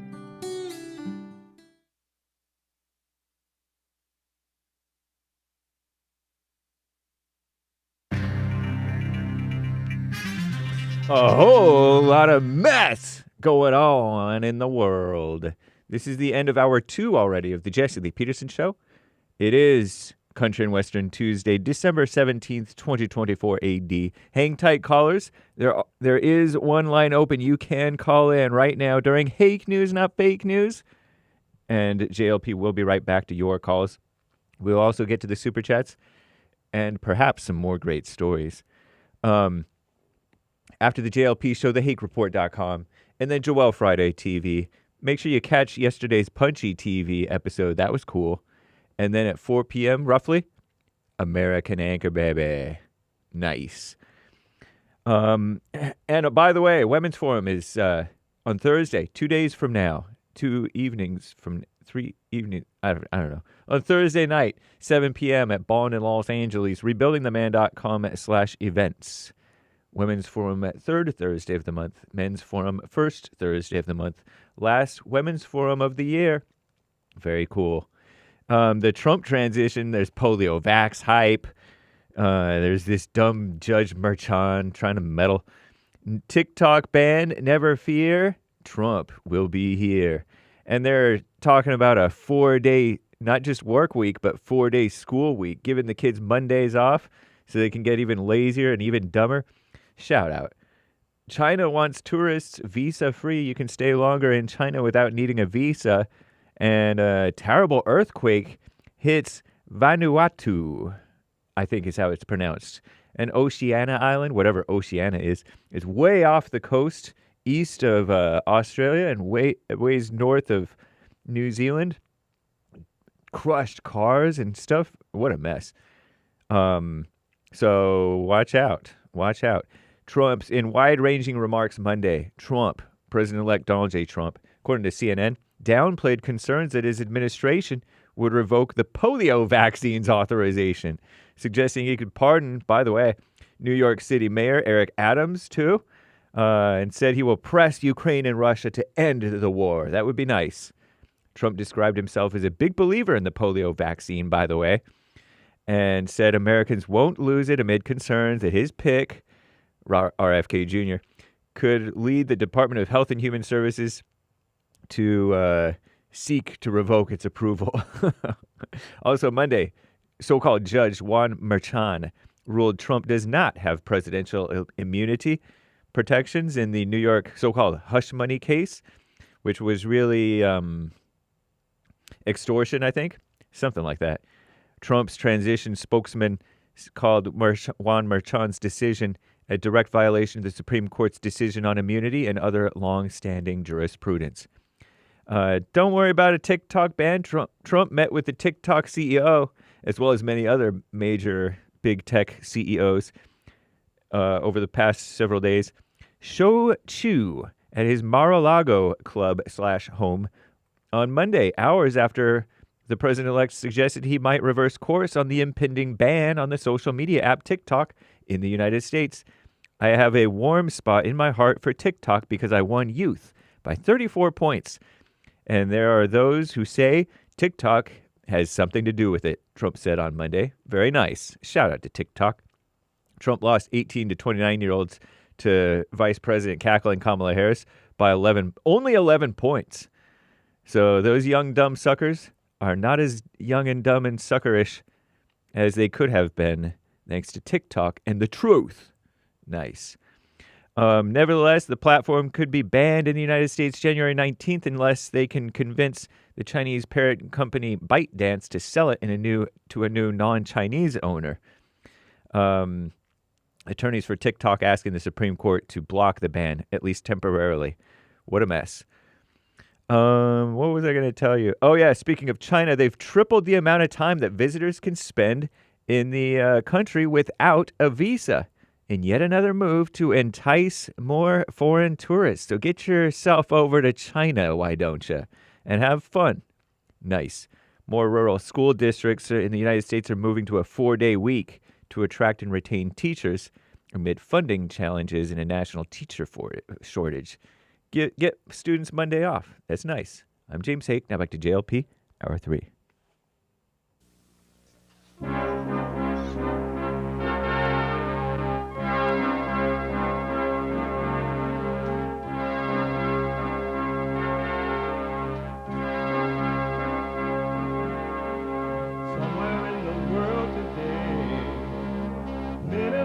stand up strong.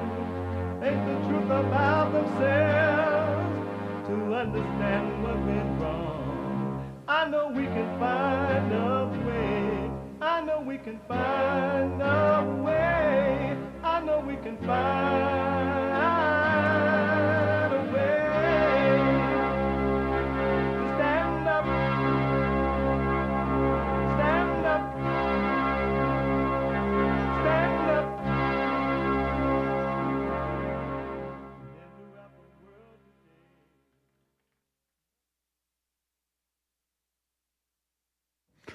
Uniting the races with truth instead of dividing them with lies. We're also rebuilding the family by rebuilding the man. I am Jesse Lee Peterson. Welcome to the third hour of the show today. What a mess. You can get involved by calling 888-7753. 773-888-77 Jesse. A Merry Christmas. Ho, ho, ho. Merry Christmas to all of you. From all of us, Merry Christmas. Appreciate you. Thank you for your support and making all of this happen. All right? I do appreciate it. You can get involved. You can podcast the shows. But you can watch the shows while you're moving about, laying up at the beach, doing whatever you're doing, homeschooling, whatever. By calling the listen line at 605-615-4131. 605-615-4131. And to donate and have your comments read out loud, go to Buy Me a Coffee. buymeacoffee.com/JLP Talk. Buymeacoffee.com/JLP Talk. And Bond JLP Cash App. Bond JLP Cash App. All right? It's Tuesday. It's the third hour of the show already. And Tuesday is country. You need a nap. And Western Tuesday. Bring back, oh, bring back my country to me. Bring back, bring back my country to me. What the? Who let the dogs out? Amazing. Amazing. And my biblical question for this week. I and my father. And no one will be able to snatch them out of the Father's hand. One. What the? I and my father are one. What does that mean? I and my father are one. What does that mean? What? They must find out he and his father were one. Amazing. I want to go back to Justin out of Arizona, and Justin believed that he's an alcoholic. His brother has been worshiping the devil, and now it's a mess. And hey, Justin. Yes, sir. So when you say you are an alcoholic, who are you talking about? Well, I'm talking about the person that's, I want to answer your question. Try not to be all intellectual. The person that's calling you has destroyed his life, has built his life and then destroyed it, destroyed. It's all because of alcohol. Every time I drink, I just forget about God. I forget about God. I forget about doing the right thing. I completely burn my life to the ground. You have never done the right thing. Okay, I guess, my version of it's hard to do the right thing. It's hard to do the right thing. You've never done the right thing. You're right, man. No, I haven't. But let me ask. No, I haven't. You said you want to know God, you want to be this, and your Lord and Savior, and Lord have mercy. And I asked,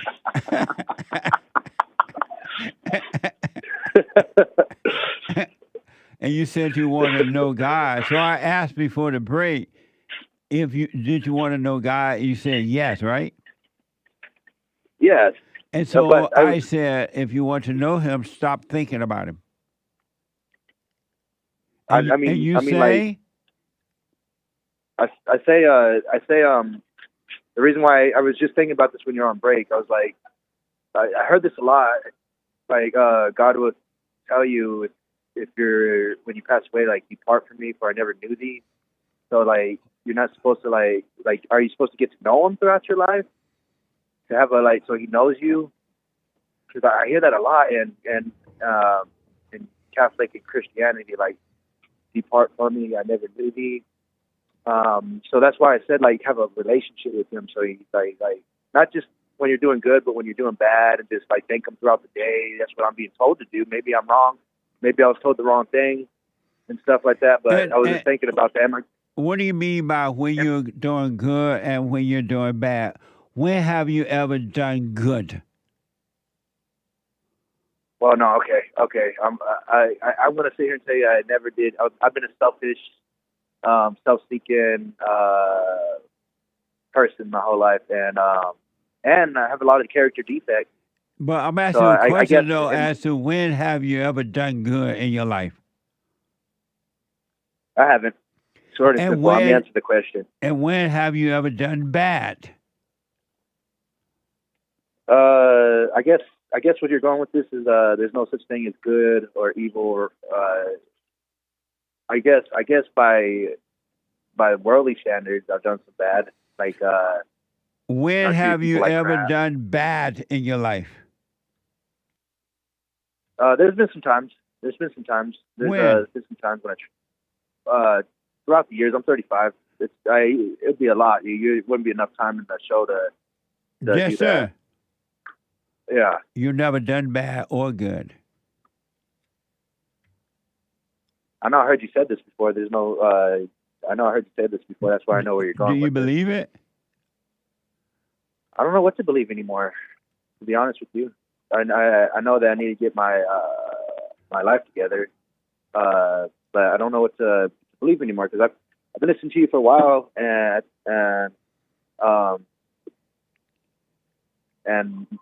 maybe I don't know. Like, I don't know what I'm trying to say. Like, I believe. I don't know. I just believe that I could be doing. I don't know. Like, I don't know, Jesse, man.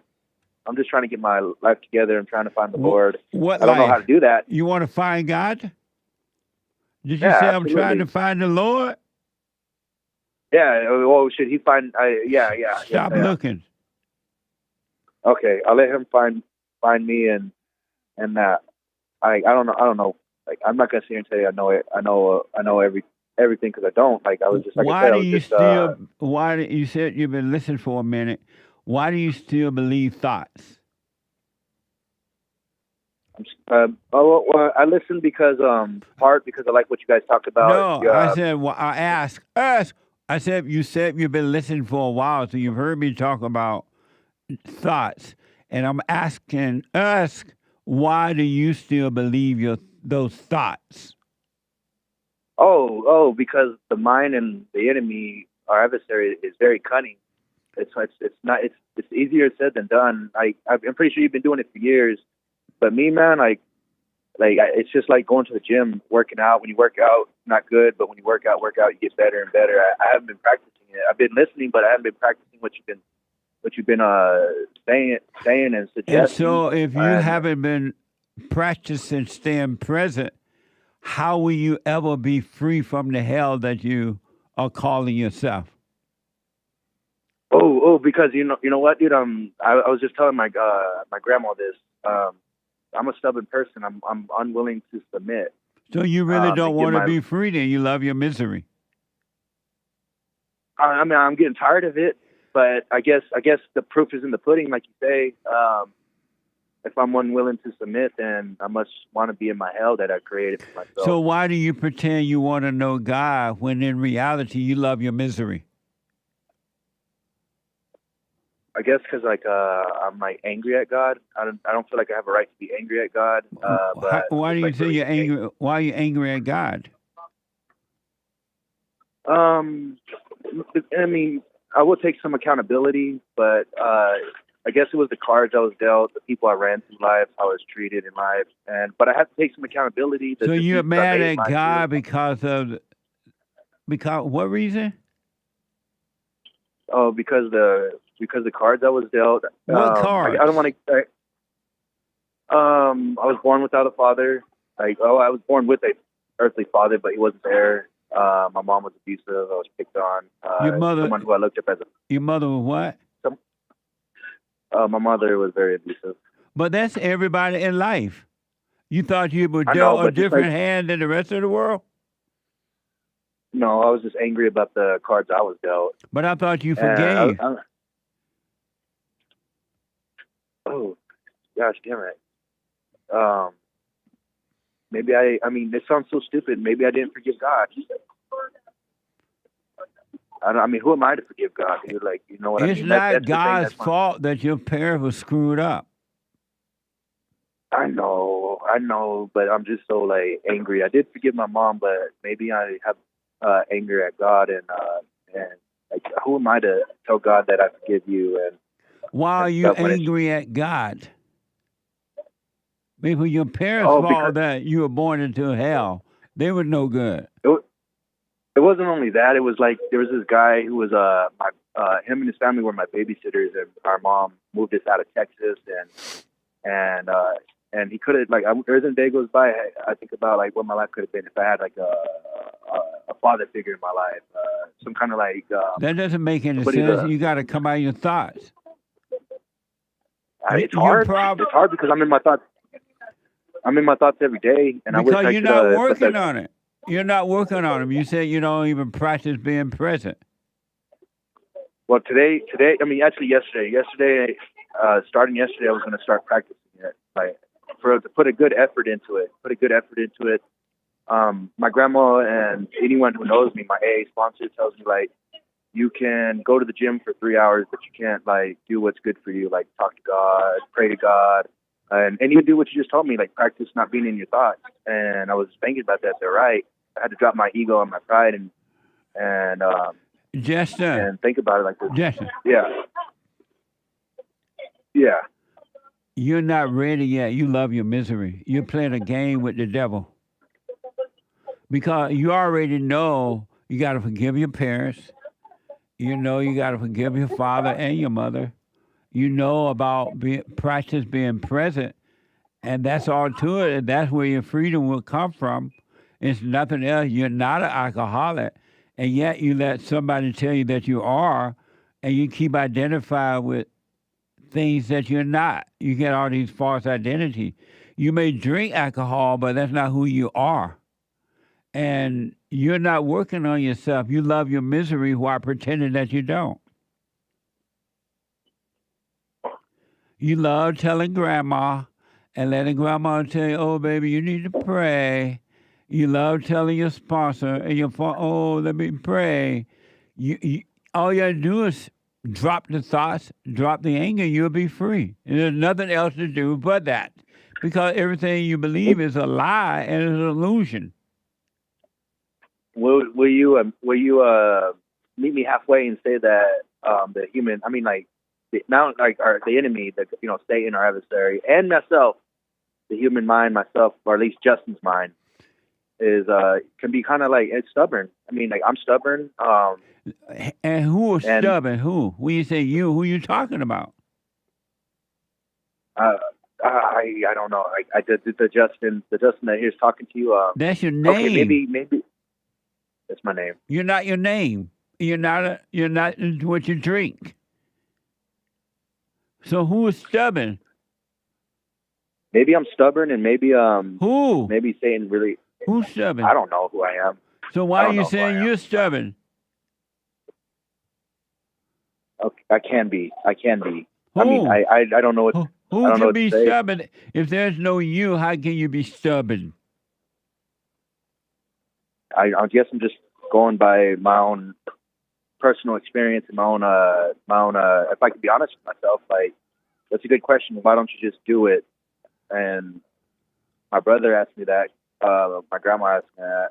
Why do you keep and I'm telling just your like, grandma your problems? No, I don't tell her. Like, I just call and say hi, and she just reminds me, like, to always, give time to the Lord and stuff like that. And I don't ever try to burden my problems with And why does other she have people. to? Why does she remind you of that? Because she walked with God for like 20 years, and like when I just like need to ask a question about God, I call. I just call and just ask, and she just always tells me to, always thank the Lord. Even in my rough spot right now, she just says always be grateful. You should not be thanking God for your mess right now. You should be thanking Satan because that's who you're getting it from. But you just said that. You just said you just said Satan, and that is true. I believe that is true. But so why is your I believe grandmother telling you to thank God for your hell? God is not giving you hell. She just says, be grateful for being alive. That's and, dumb. I mean, I don't, bro. I believe that it could make me more bitter if I. Well, why you not getting better then? No, bitter. Like you're like more bitter. And what making you bitter is your relationship with evil. I won't disagree with that. Yes, and I believe I have my part in why I'm still stuck in my hell, and I believe that Satan is working me like a puppet. You're in your hell because you're unconscious. Okay, you know what? I don't know everything. I don't know how to get my life together. Yes, you do. You do know how. By not being in my thoughts and present. Right. Okay. You're not even practicing. You won't do the silent prayer.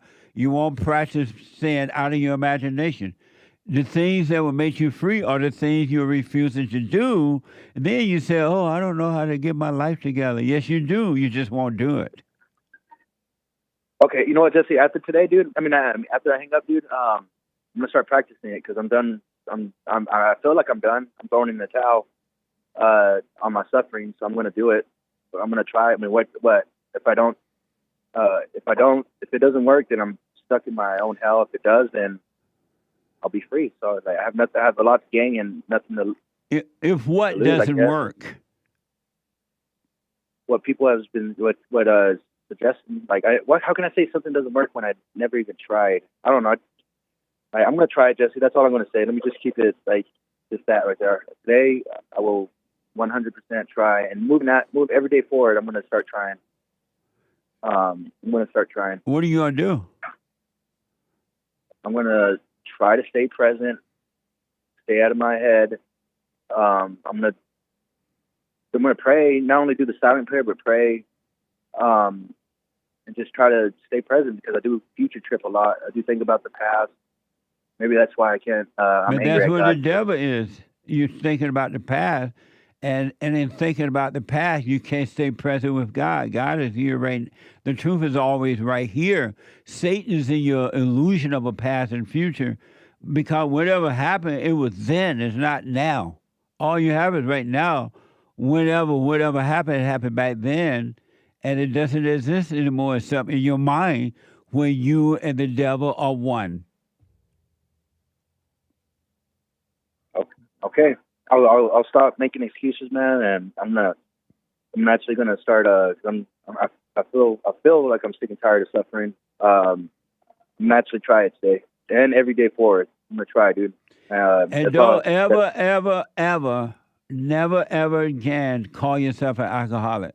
Don't stand up in those stupid meetings and say, my name is Justin, I'm an alcoholic.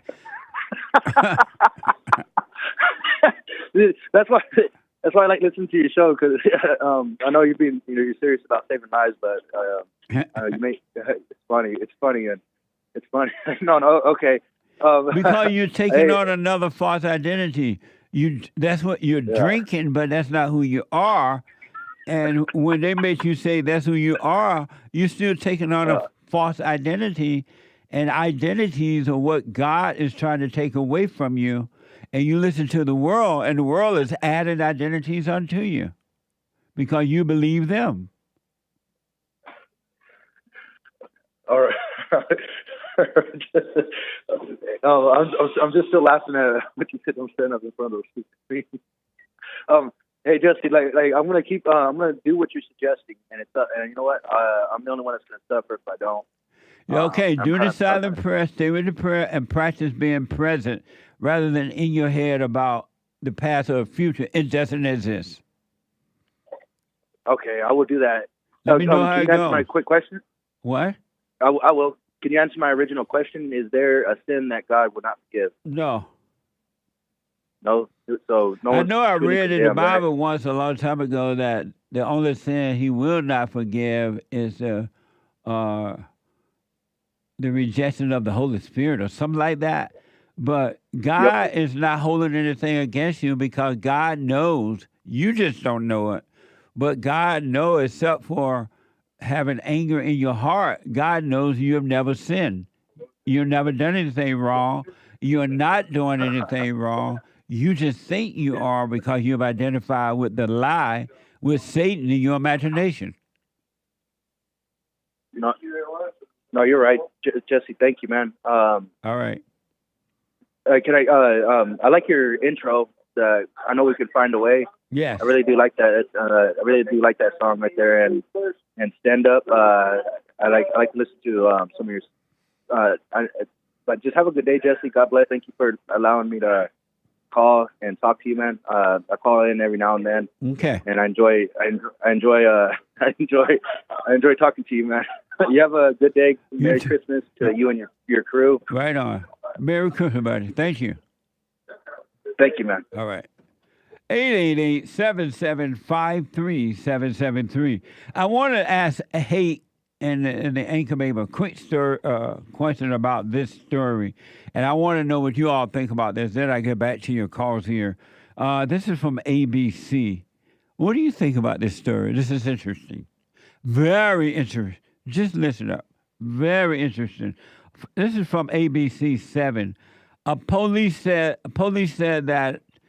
said a woman, 2-year-old child, accidentally shot and killed her at a Northeast Fresno apartment complex this past Friday.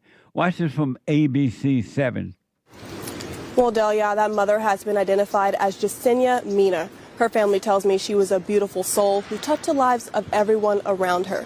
Now, investigators say it was actually her boyfriend's gun that the young toddler fired, and the boyfriend was arrested. And now officers are reminding everyone to safely store your firearm. Heartbreak during the holidays. Investigators say 22-year-old Jasenia Mina died Friday night in Northeast Fresno because of an accidental shooting. This is a very tragic and a very much preventable and avoidable incident. Mina's boyfriend, 18-year-old Andrew Sanchez, allegedly had a gun in their apartment. She had 2 children, an 8-month-old girl and a 2-year-old son. The firearm was stored in a location where the toddler accessed the firearm, and then at some point in time while handling that particular weapon, the toddler was able to manipulate the trigger, and it actually struck Mina as she was lying in bed.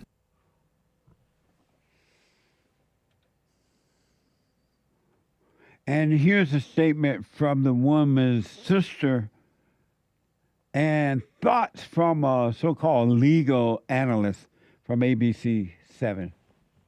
Mina's sister telling Action News in a statement in part, quote, "She was in the process of going back to cosmetology school and finishing her career. She was loving, caring, and always gave selflessly away whenever she had the opportunity. Now, because of her boyfriend's carelessness, his arrogance, his irresponsibility, and neglecting the request of my sister's wishes of never having a gun at her house, she's gone forever," end quote.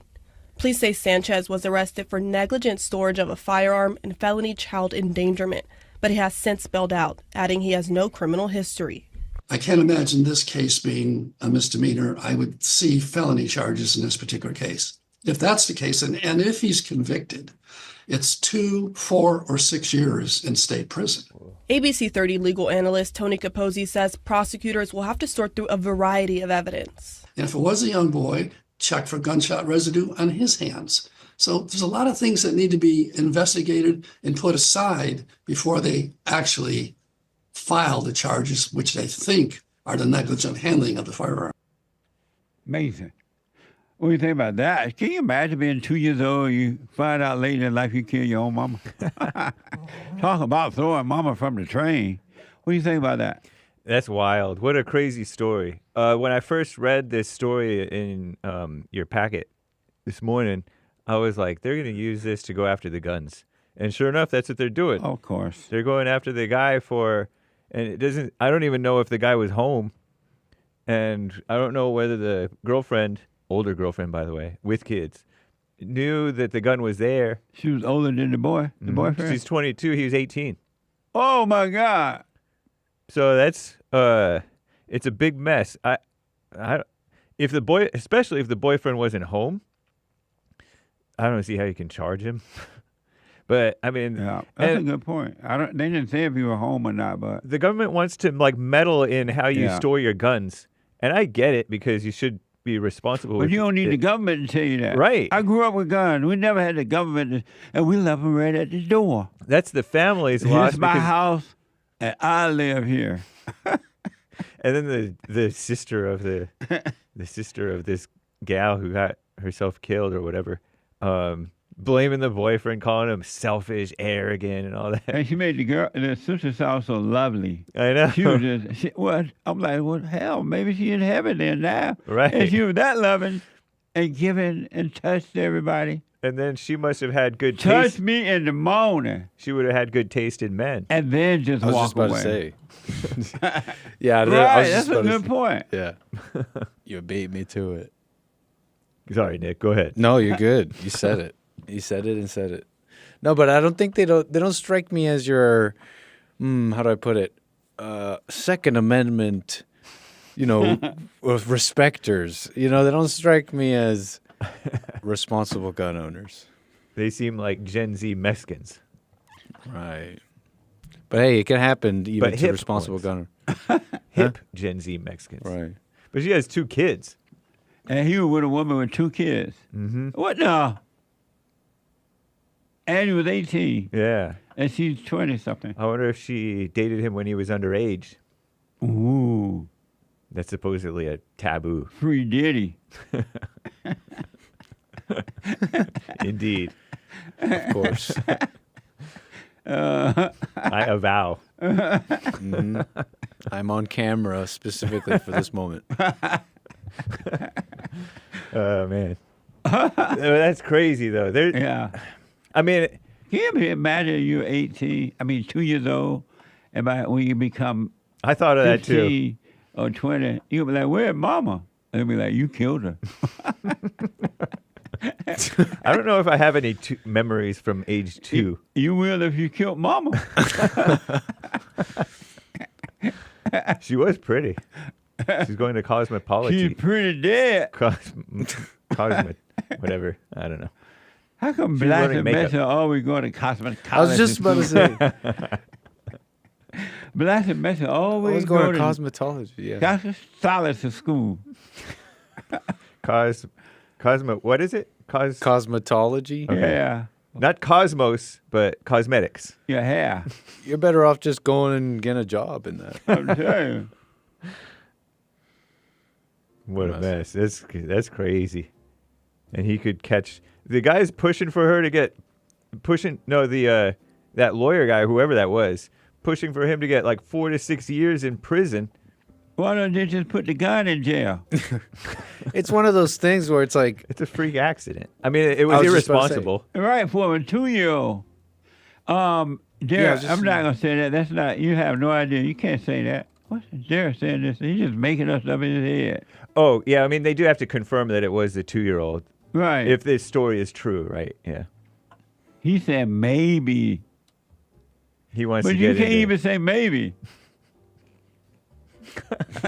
Derek speculates. Right. She should have fixed his hair, though, because his hair was, he cut his bangs, perfectly straight. The boyfriend? And all short. Yeah. That's a cosmetology cut. Oh, what the? We're in a break. Treasure Chest is open on D Live. The church system is not open on D-Line.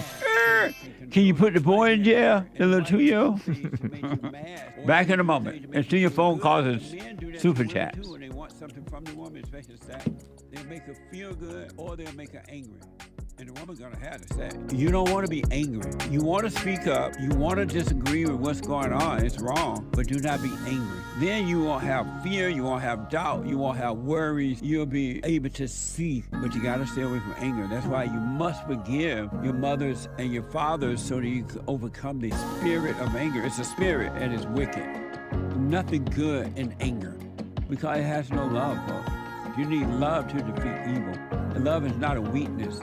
It's a strength. It's from God. It's His nature.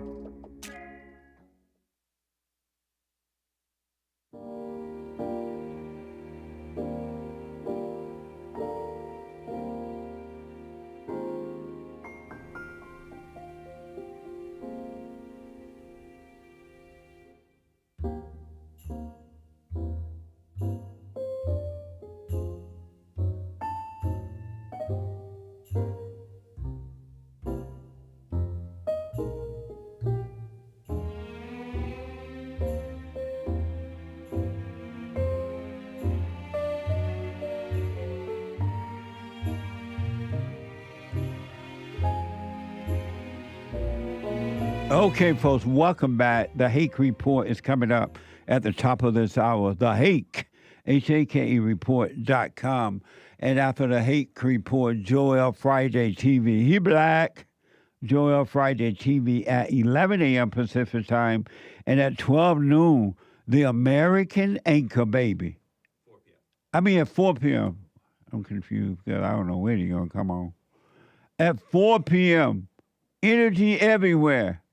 His energy is so everywhere, I'm not sure what time he'll be on. It's just between he and the Lord. But at 4 p.m., The American Anchor Baby. And look out for The American Anchor Baby. He's going to be on Roseanne Barr Show this Thursday. So check it out. The American Anchor Baby is there as a guest. Amazing, huh? Let me go to the busy phones. Larry out of Indiana been waiting a long time. Larry, welcome to the show. You're on the air. Hey, how you doing, buddy? All is well. Free Diddy, am I right? Free Diddy.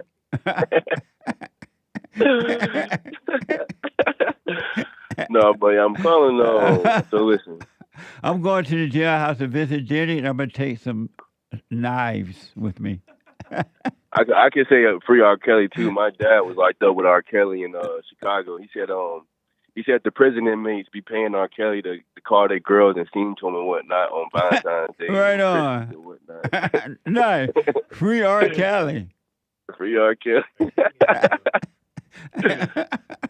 No, but I had a quick question, man. So you may not remember, but in 2023, was when I first found you and I called you. Long story short, I forgave, and I was down in Texas with my mom, and I moved out, and she made it hard for me to move out. Now I'm out on my own, and I'm grown, and I'm paying bills. You know, I don't have any kids, but I got 2 jobs, and I totally remember you, man. Yeah, heck yeah, man. My mom put the plates off my car. You remember that? Right. Talking about a psycho. What? Yeah, that still haunt me, man. But he was trying to leave for a grown man trying to get away from mama, and mama doing, according to him, Larry, doing all she can to the point she ran outside to try to pull the license plates off the car. Look, she did not try. What she did is when I tried to go unlock the door, she acted like she was gonna hit me. So I stepped back and she said, "You know what?" And she walked up to the back of it. And I promise, I've never seen strength like this. The plates are metal plates. Like, I was down in Texas, the metal plate screwed into the back of the car, like drilled in with an impact. And she ripped it off. Like, the metal on the plate, license plate is literally ripped. I said, bro, I'm going to just have to call the police. Yo, mama, what a mess. Amazing. No, but yeah, buddy, so I've been smoking weed for quite some time. Before I got out of my mom's house, I was smoking weed, but you know, it wasn't. I wasn't always smoking. It wasn't as hard to stop. But now that I'm out and I'm just living life, I can say 100% without a doubt, for sure, for certain, I don't have no anger. I can't get mad. I cannot be impatient. I cannot not forgive somebody. I just can't be angry at anything. But I can't not stop smoking. I don't know if I'm addicted. It's just, you know, I just do it. I don't. Part of it, I can see. Part of it is, you know, escaping reality, trying to, you know, just not trying to be in a real world. But every time I say I'm going to stop, I end up doing it again, and then I do it again, and I do it again, and I stop. What do you think about that? Do you think I'm living in a delusion? You know, like I'm still You're dealing doing with one anger thing and only one thing wrong. You're only doing one thing wrong. You're not practicing staying present. You're in your head.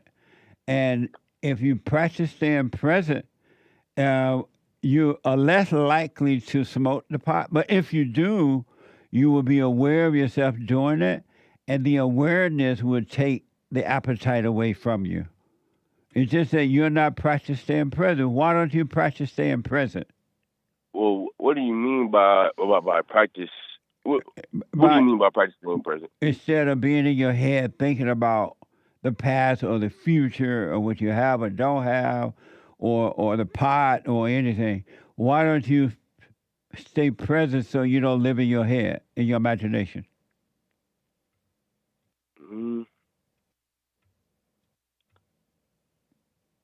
I'm really not sure. I see what you're saying because I have noticed lately. I have been more in my imagination, like thinking about the past, the future. I know it. That's why you're having a problem with the weed, is because you're using the weed to get a false sense of comfort. And the reason you need the false sense of comfort, you're unconscious. You don't stay present. You're not practicing that. You're not doing the silent prayer every morning and night. And during the day, when you're not doing your job, you're not even practicing staying present. You're still in your head. And why is that? I don't know. I really don't know. I mean, maybe I'm not sure. I'm really not sure because when I'm working and when I'm busy, you know, it doesn't even cross my mind. I don't even think about it. Yeah. But some days, like I call off just to go. Like I call off, I say I'm gonna go home, and today I'm just going to just go home and just take a nap. And this would be early in the morning, and I call off my job that's meant for the night, and then it'll get to that time, and I go home, smoke some weed, and then I don't even go to sleep. I end up doing something totally different, and then 6 o'clock, 7 o'clock, 8 o'clock, 9 o'clock, 10 o'clock. Now it's 12 a.m. and I didn't take the nap. I'm high off weed, and I really don't know why I don't stay present. You're not even practicing staying present. That's why you don't stay present. You don't. You escape into your imagination too long. Too much. The weed is not the problem at all. It's your lack of consciousness that is the problem. So next time you smoke the weed, try not to. But let's say you find yourself doing it. Be aware of yourself reaching for it. Be aware of the thoughts telling you that you want it. Because the thoughts they have you trained now to feel a certain way and do them at a certain time now, and so notice that and then watch it and try not to go with the thought, but let it pass. But let's say you do, be aware of yourself reaching for the weed, lighting up the weed, smoking the weed. Don't go unconscious; it will be taken away from you. You will lose the appetite for it. Maybe. Well, not maybe. Actually, you are right. I do want to say something real quick though. Real quick. Back in 2022, I had got into another altercation with my mom, right? And you know, she had tried to hit me with her car. She tried to pistol whip me, and a whole bunch pistol of whip you. Yeah, like with the gun. Your mama name Annie Oakland or someone? What's the? No, her name's Kiana. But I noticed something about forgiveness. This is a long time before I knew anything about forgiveness. I knew anything about there's nothing. we went. All of that happened. She tried sending me to a boys' school. I had to run away, and she called the police, and she's just doing a whole bunch of stuff. But when I came home, like I truly understood that she was just very angry. Yeah. And it was clouding her mind about everything.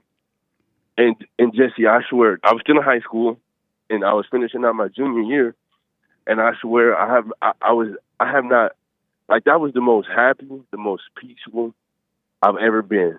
I was like, my confidence level was through the roof.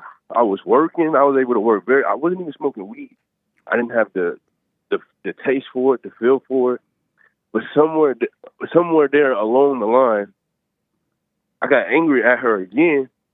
I started back smoking weed. Yeah. I stopped caring about work, stopped caring about school, and everything just start fumbling. Yeah. Anger separates you from God. Anyone that has anger does not know God. They're not of God. So anger is evil. It's hatred. It's playing God, right? And so drop the anger and be done with your mother. Don't call her. Don't visit. Just be done with her. And then practice staying present, and you'll be fine.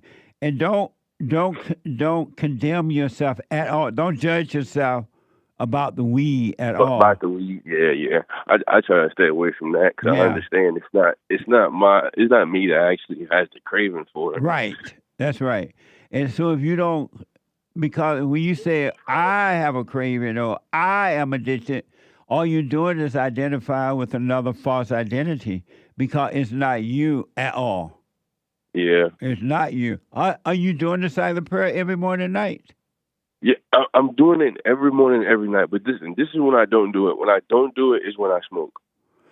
So like, and even sometimes when I smoke though, I'll do it. But the only time I forget to do it is if I smoke. Like if I smoke for 2 weeks straight, and I'm smoking every morning, every night, I'll forget to do it.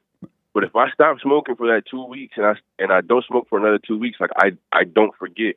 It's like you said, once you return to the light, like you can never go back. Right. Like your mind, I can never go back. Well, here's what I recommend because of time, and I want you to let me know how this go, all right? I got you. Stop judging yourself about it because there is no you to judge. Notice that you're doing it because you believe the thought. Try not to do it, but practice being aware as you're doing it, and you'll see what happens. And so just come back to practice being present during the day and watch those thoughts, and that will change. You'll lose the appetite for the weed because the weed is not the problem. It's the unconsciousness that is the problem. You're going back into your imagination, and that's where the problem is. That makes sense. I got you. I'll let you know, buddy. Okay, so don't let the devil tell you, oh, you're a drug addict, I mean a weed head or whatever it tell you, right? Because there is no you, so don't fall for it. Gotcha. It's good to hear from you, man. Man, yes, sir. I'm actually glad you remembered. I do. Yeah, that story was amazing. I never heard of a mama like that. Yeah, buddy. It was pretty, well, buddy, but you know what's crazy? I've been hearing a lot of stories about my mom since I've got out my mom's house from other family members, you know. Like one time my dad had cheated on her, so she needed a way to get back at him. So, and I'm gonna just say for legal reasons, this story is just made up. But she called her dad, and her dad told her, you know, you want to know how to get back at him, get a restraining order on him, and go shoot at him. I said, Jesus Christ, how vile do you have to be to think of something like that? Somebody watching too many movies.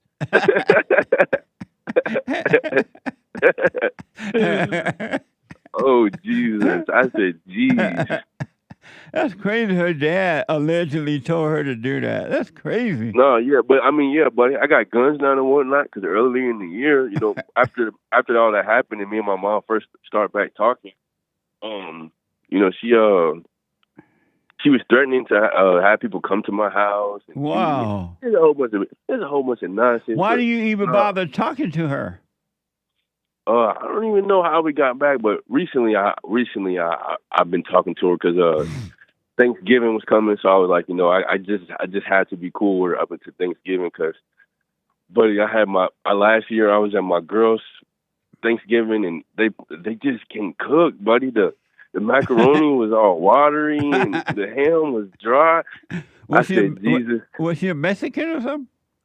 No, she's black, but they got they make like the ghetto black food. So I was just like, as evil as my mom is, she can cook. So just try to just stay away from her so you can avoid the tension. Listen, do what you want, of course, but don't let the devil give you a reason to contact your mother. He's sending you back to hell. Don't fall for it. I got you, buddy. All right, man. Let me know how it goes. Merry Christmas. All right, appreciate it. Merry Christmas, man. All right, buddy. Amazing. 888-77 Jesse, Jesse. Super chat. Super chats. Sion bought our coffee. Hey, Jesse. Samson Hake's haircut. He told. That's why Samson has short hair. She calls me Samson. I call her Delilah. Oh, amazing. Thank you. That's funny. Tony bought a coffee. Dirty old Bobby. He loved his beer hanging down yonder in those western years. He loved saloons and playing cards. Loved fast women in those western bars. And dirty old Bobby loved good cheer way down yonder in those western years. Tony, way down yonder. Country and Western Tuesday. Merry Christmas, everyone. Thank you. Amazing. Country, Grandpa, tell me about the good old days. Amazing. Cornerstone on Cash App. Used to think most are good. Now I see all are evil. There is no such thing as a good person. It doesn't exist. And if anyone tells you anything differently, they're lying to you. Human beings are evil, and the evil is run deeper than words can express. All right? Kevin. So be careful. Kevin 211211, 5 coffees. Merry Christmas. Thank you. Merry Christmas. Spanky Spank, 3 coffees. Hey guys, sorry for the typo the other day. Meant to say trying is an attempt to fail. When we try, we're not really doing anything. So instead of trying, just do it or don't do anything at all. Suffer and die. Thanks, guys. Wish you all well. Amazing. Thank you. Thanks for your support. Merry Christmas. T Sizzle on X, on the live stream on X. Nice. Says, hey, Jesse, can you explain what demons are? Human beings. Evil spirits. Dark, wicked, evil spirit that has made a home in human beings' bodies. Amazing. Thank you. Thank you, sir. And they've been separated from God. They have no relationship with.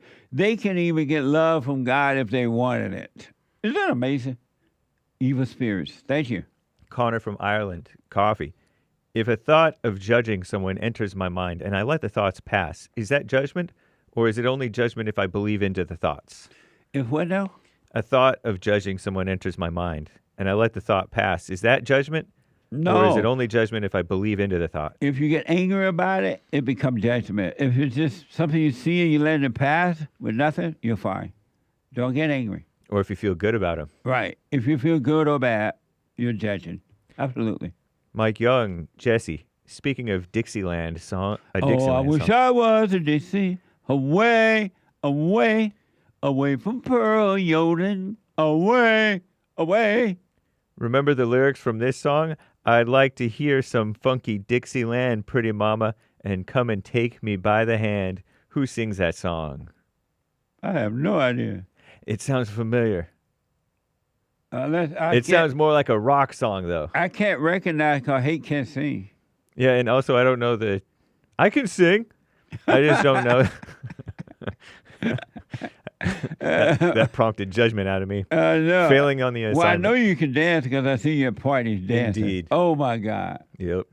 Nick, you ever seen Hake dance?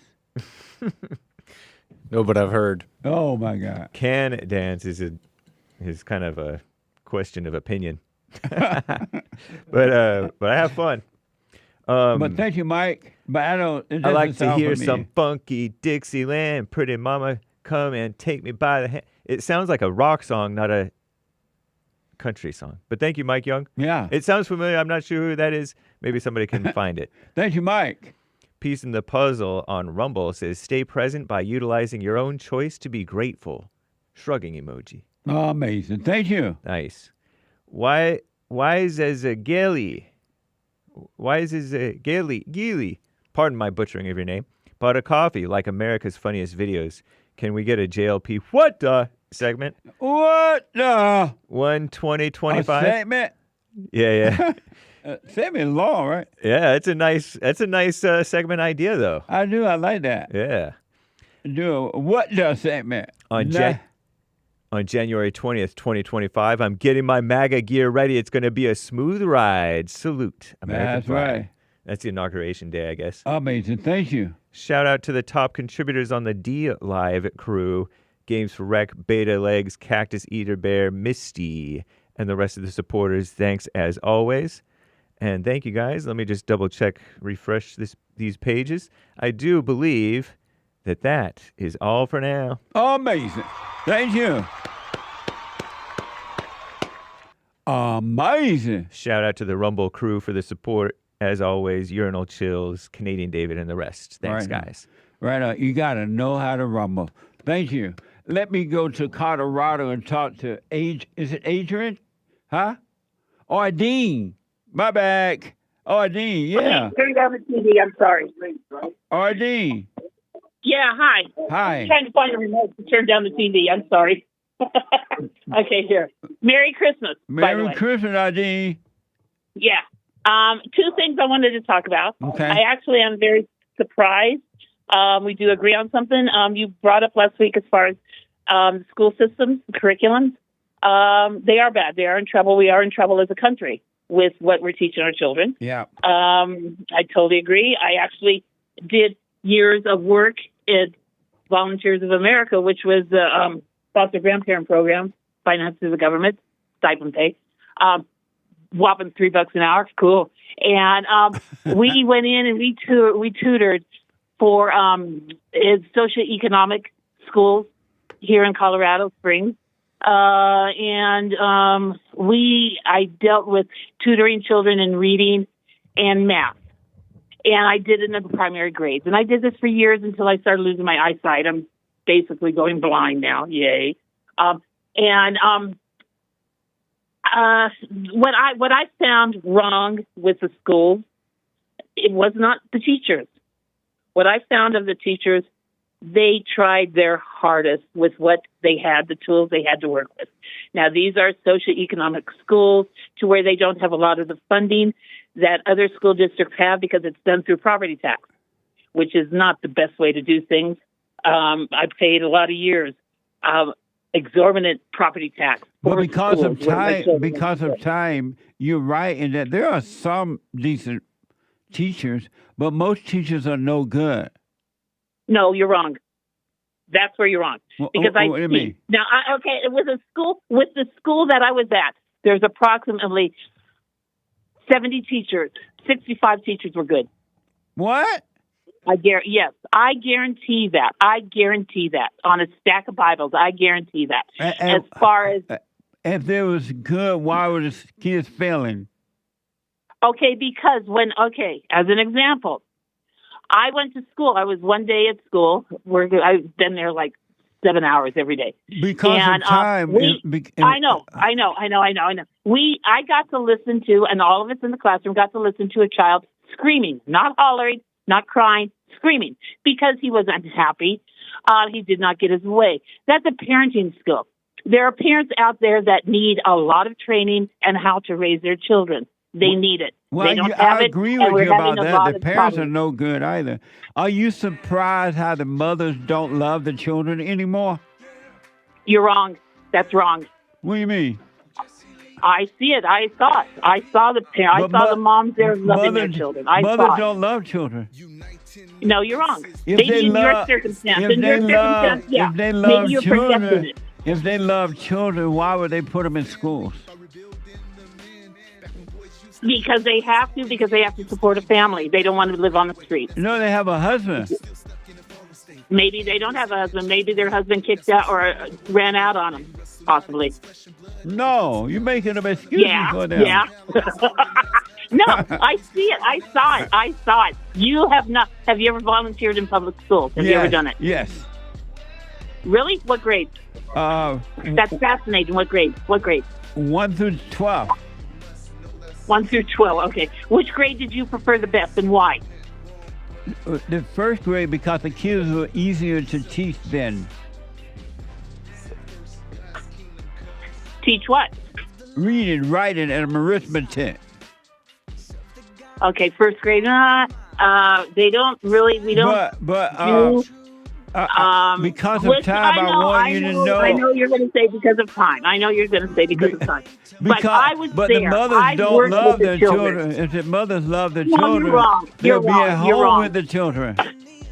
No, you know where you're wrong? Where? Because I saw parents coming in, parent-teacher reviews for their children. But if they love their children, they wouldn't be taking their children to come in.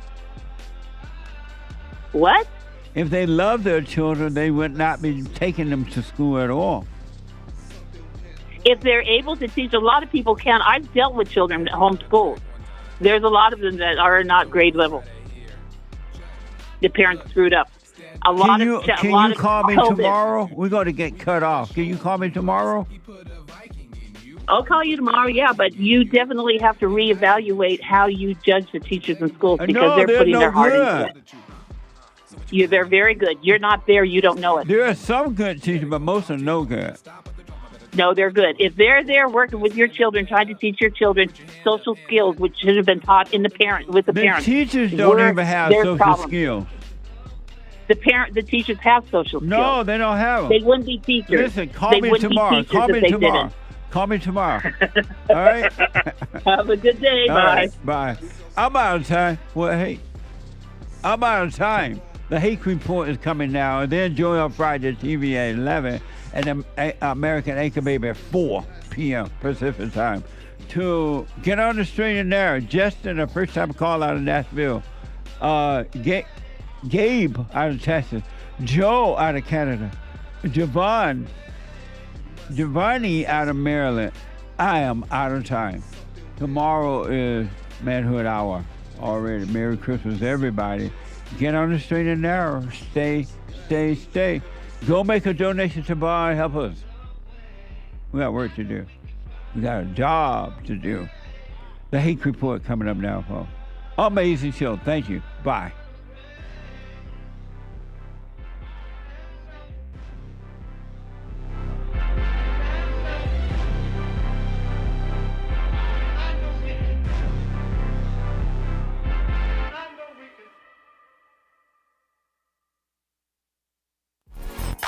So, here's what I recommend. I invite you to download my silent prayer, and I want you to start doing it. You just download it, get the points of how to do it, and then after a while, you just do it on your own. It's going to point you in the right direction that your life will be returned to you from God. He will give you your life back, because anyone and all people who has anger, they're not themselves. You are the person that you are angry at. That's why it's so important to get to know yourself so that you can see who you're angry at. And if you're doing the hooping and hollering prayers and things like that, some people get up, oh, praise the Lord, hoop and holler, bless my mama, bless my daddy. Continue to do it. Do both. You will see if you want to stay with the hooping and hollering or do you want to be still and know God. So my gift to you, no charge, at rebuildingtheman.com/church.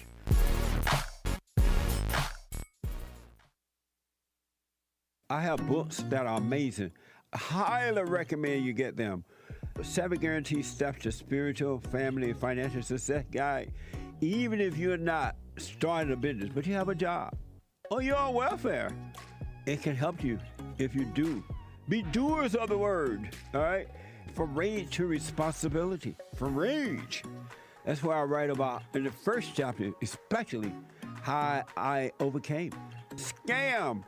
How the black leadership exploits black Americans. They're using them, and blacks are too willing to be used.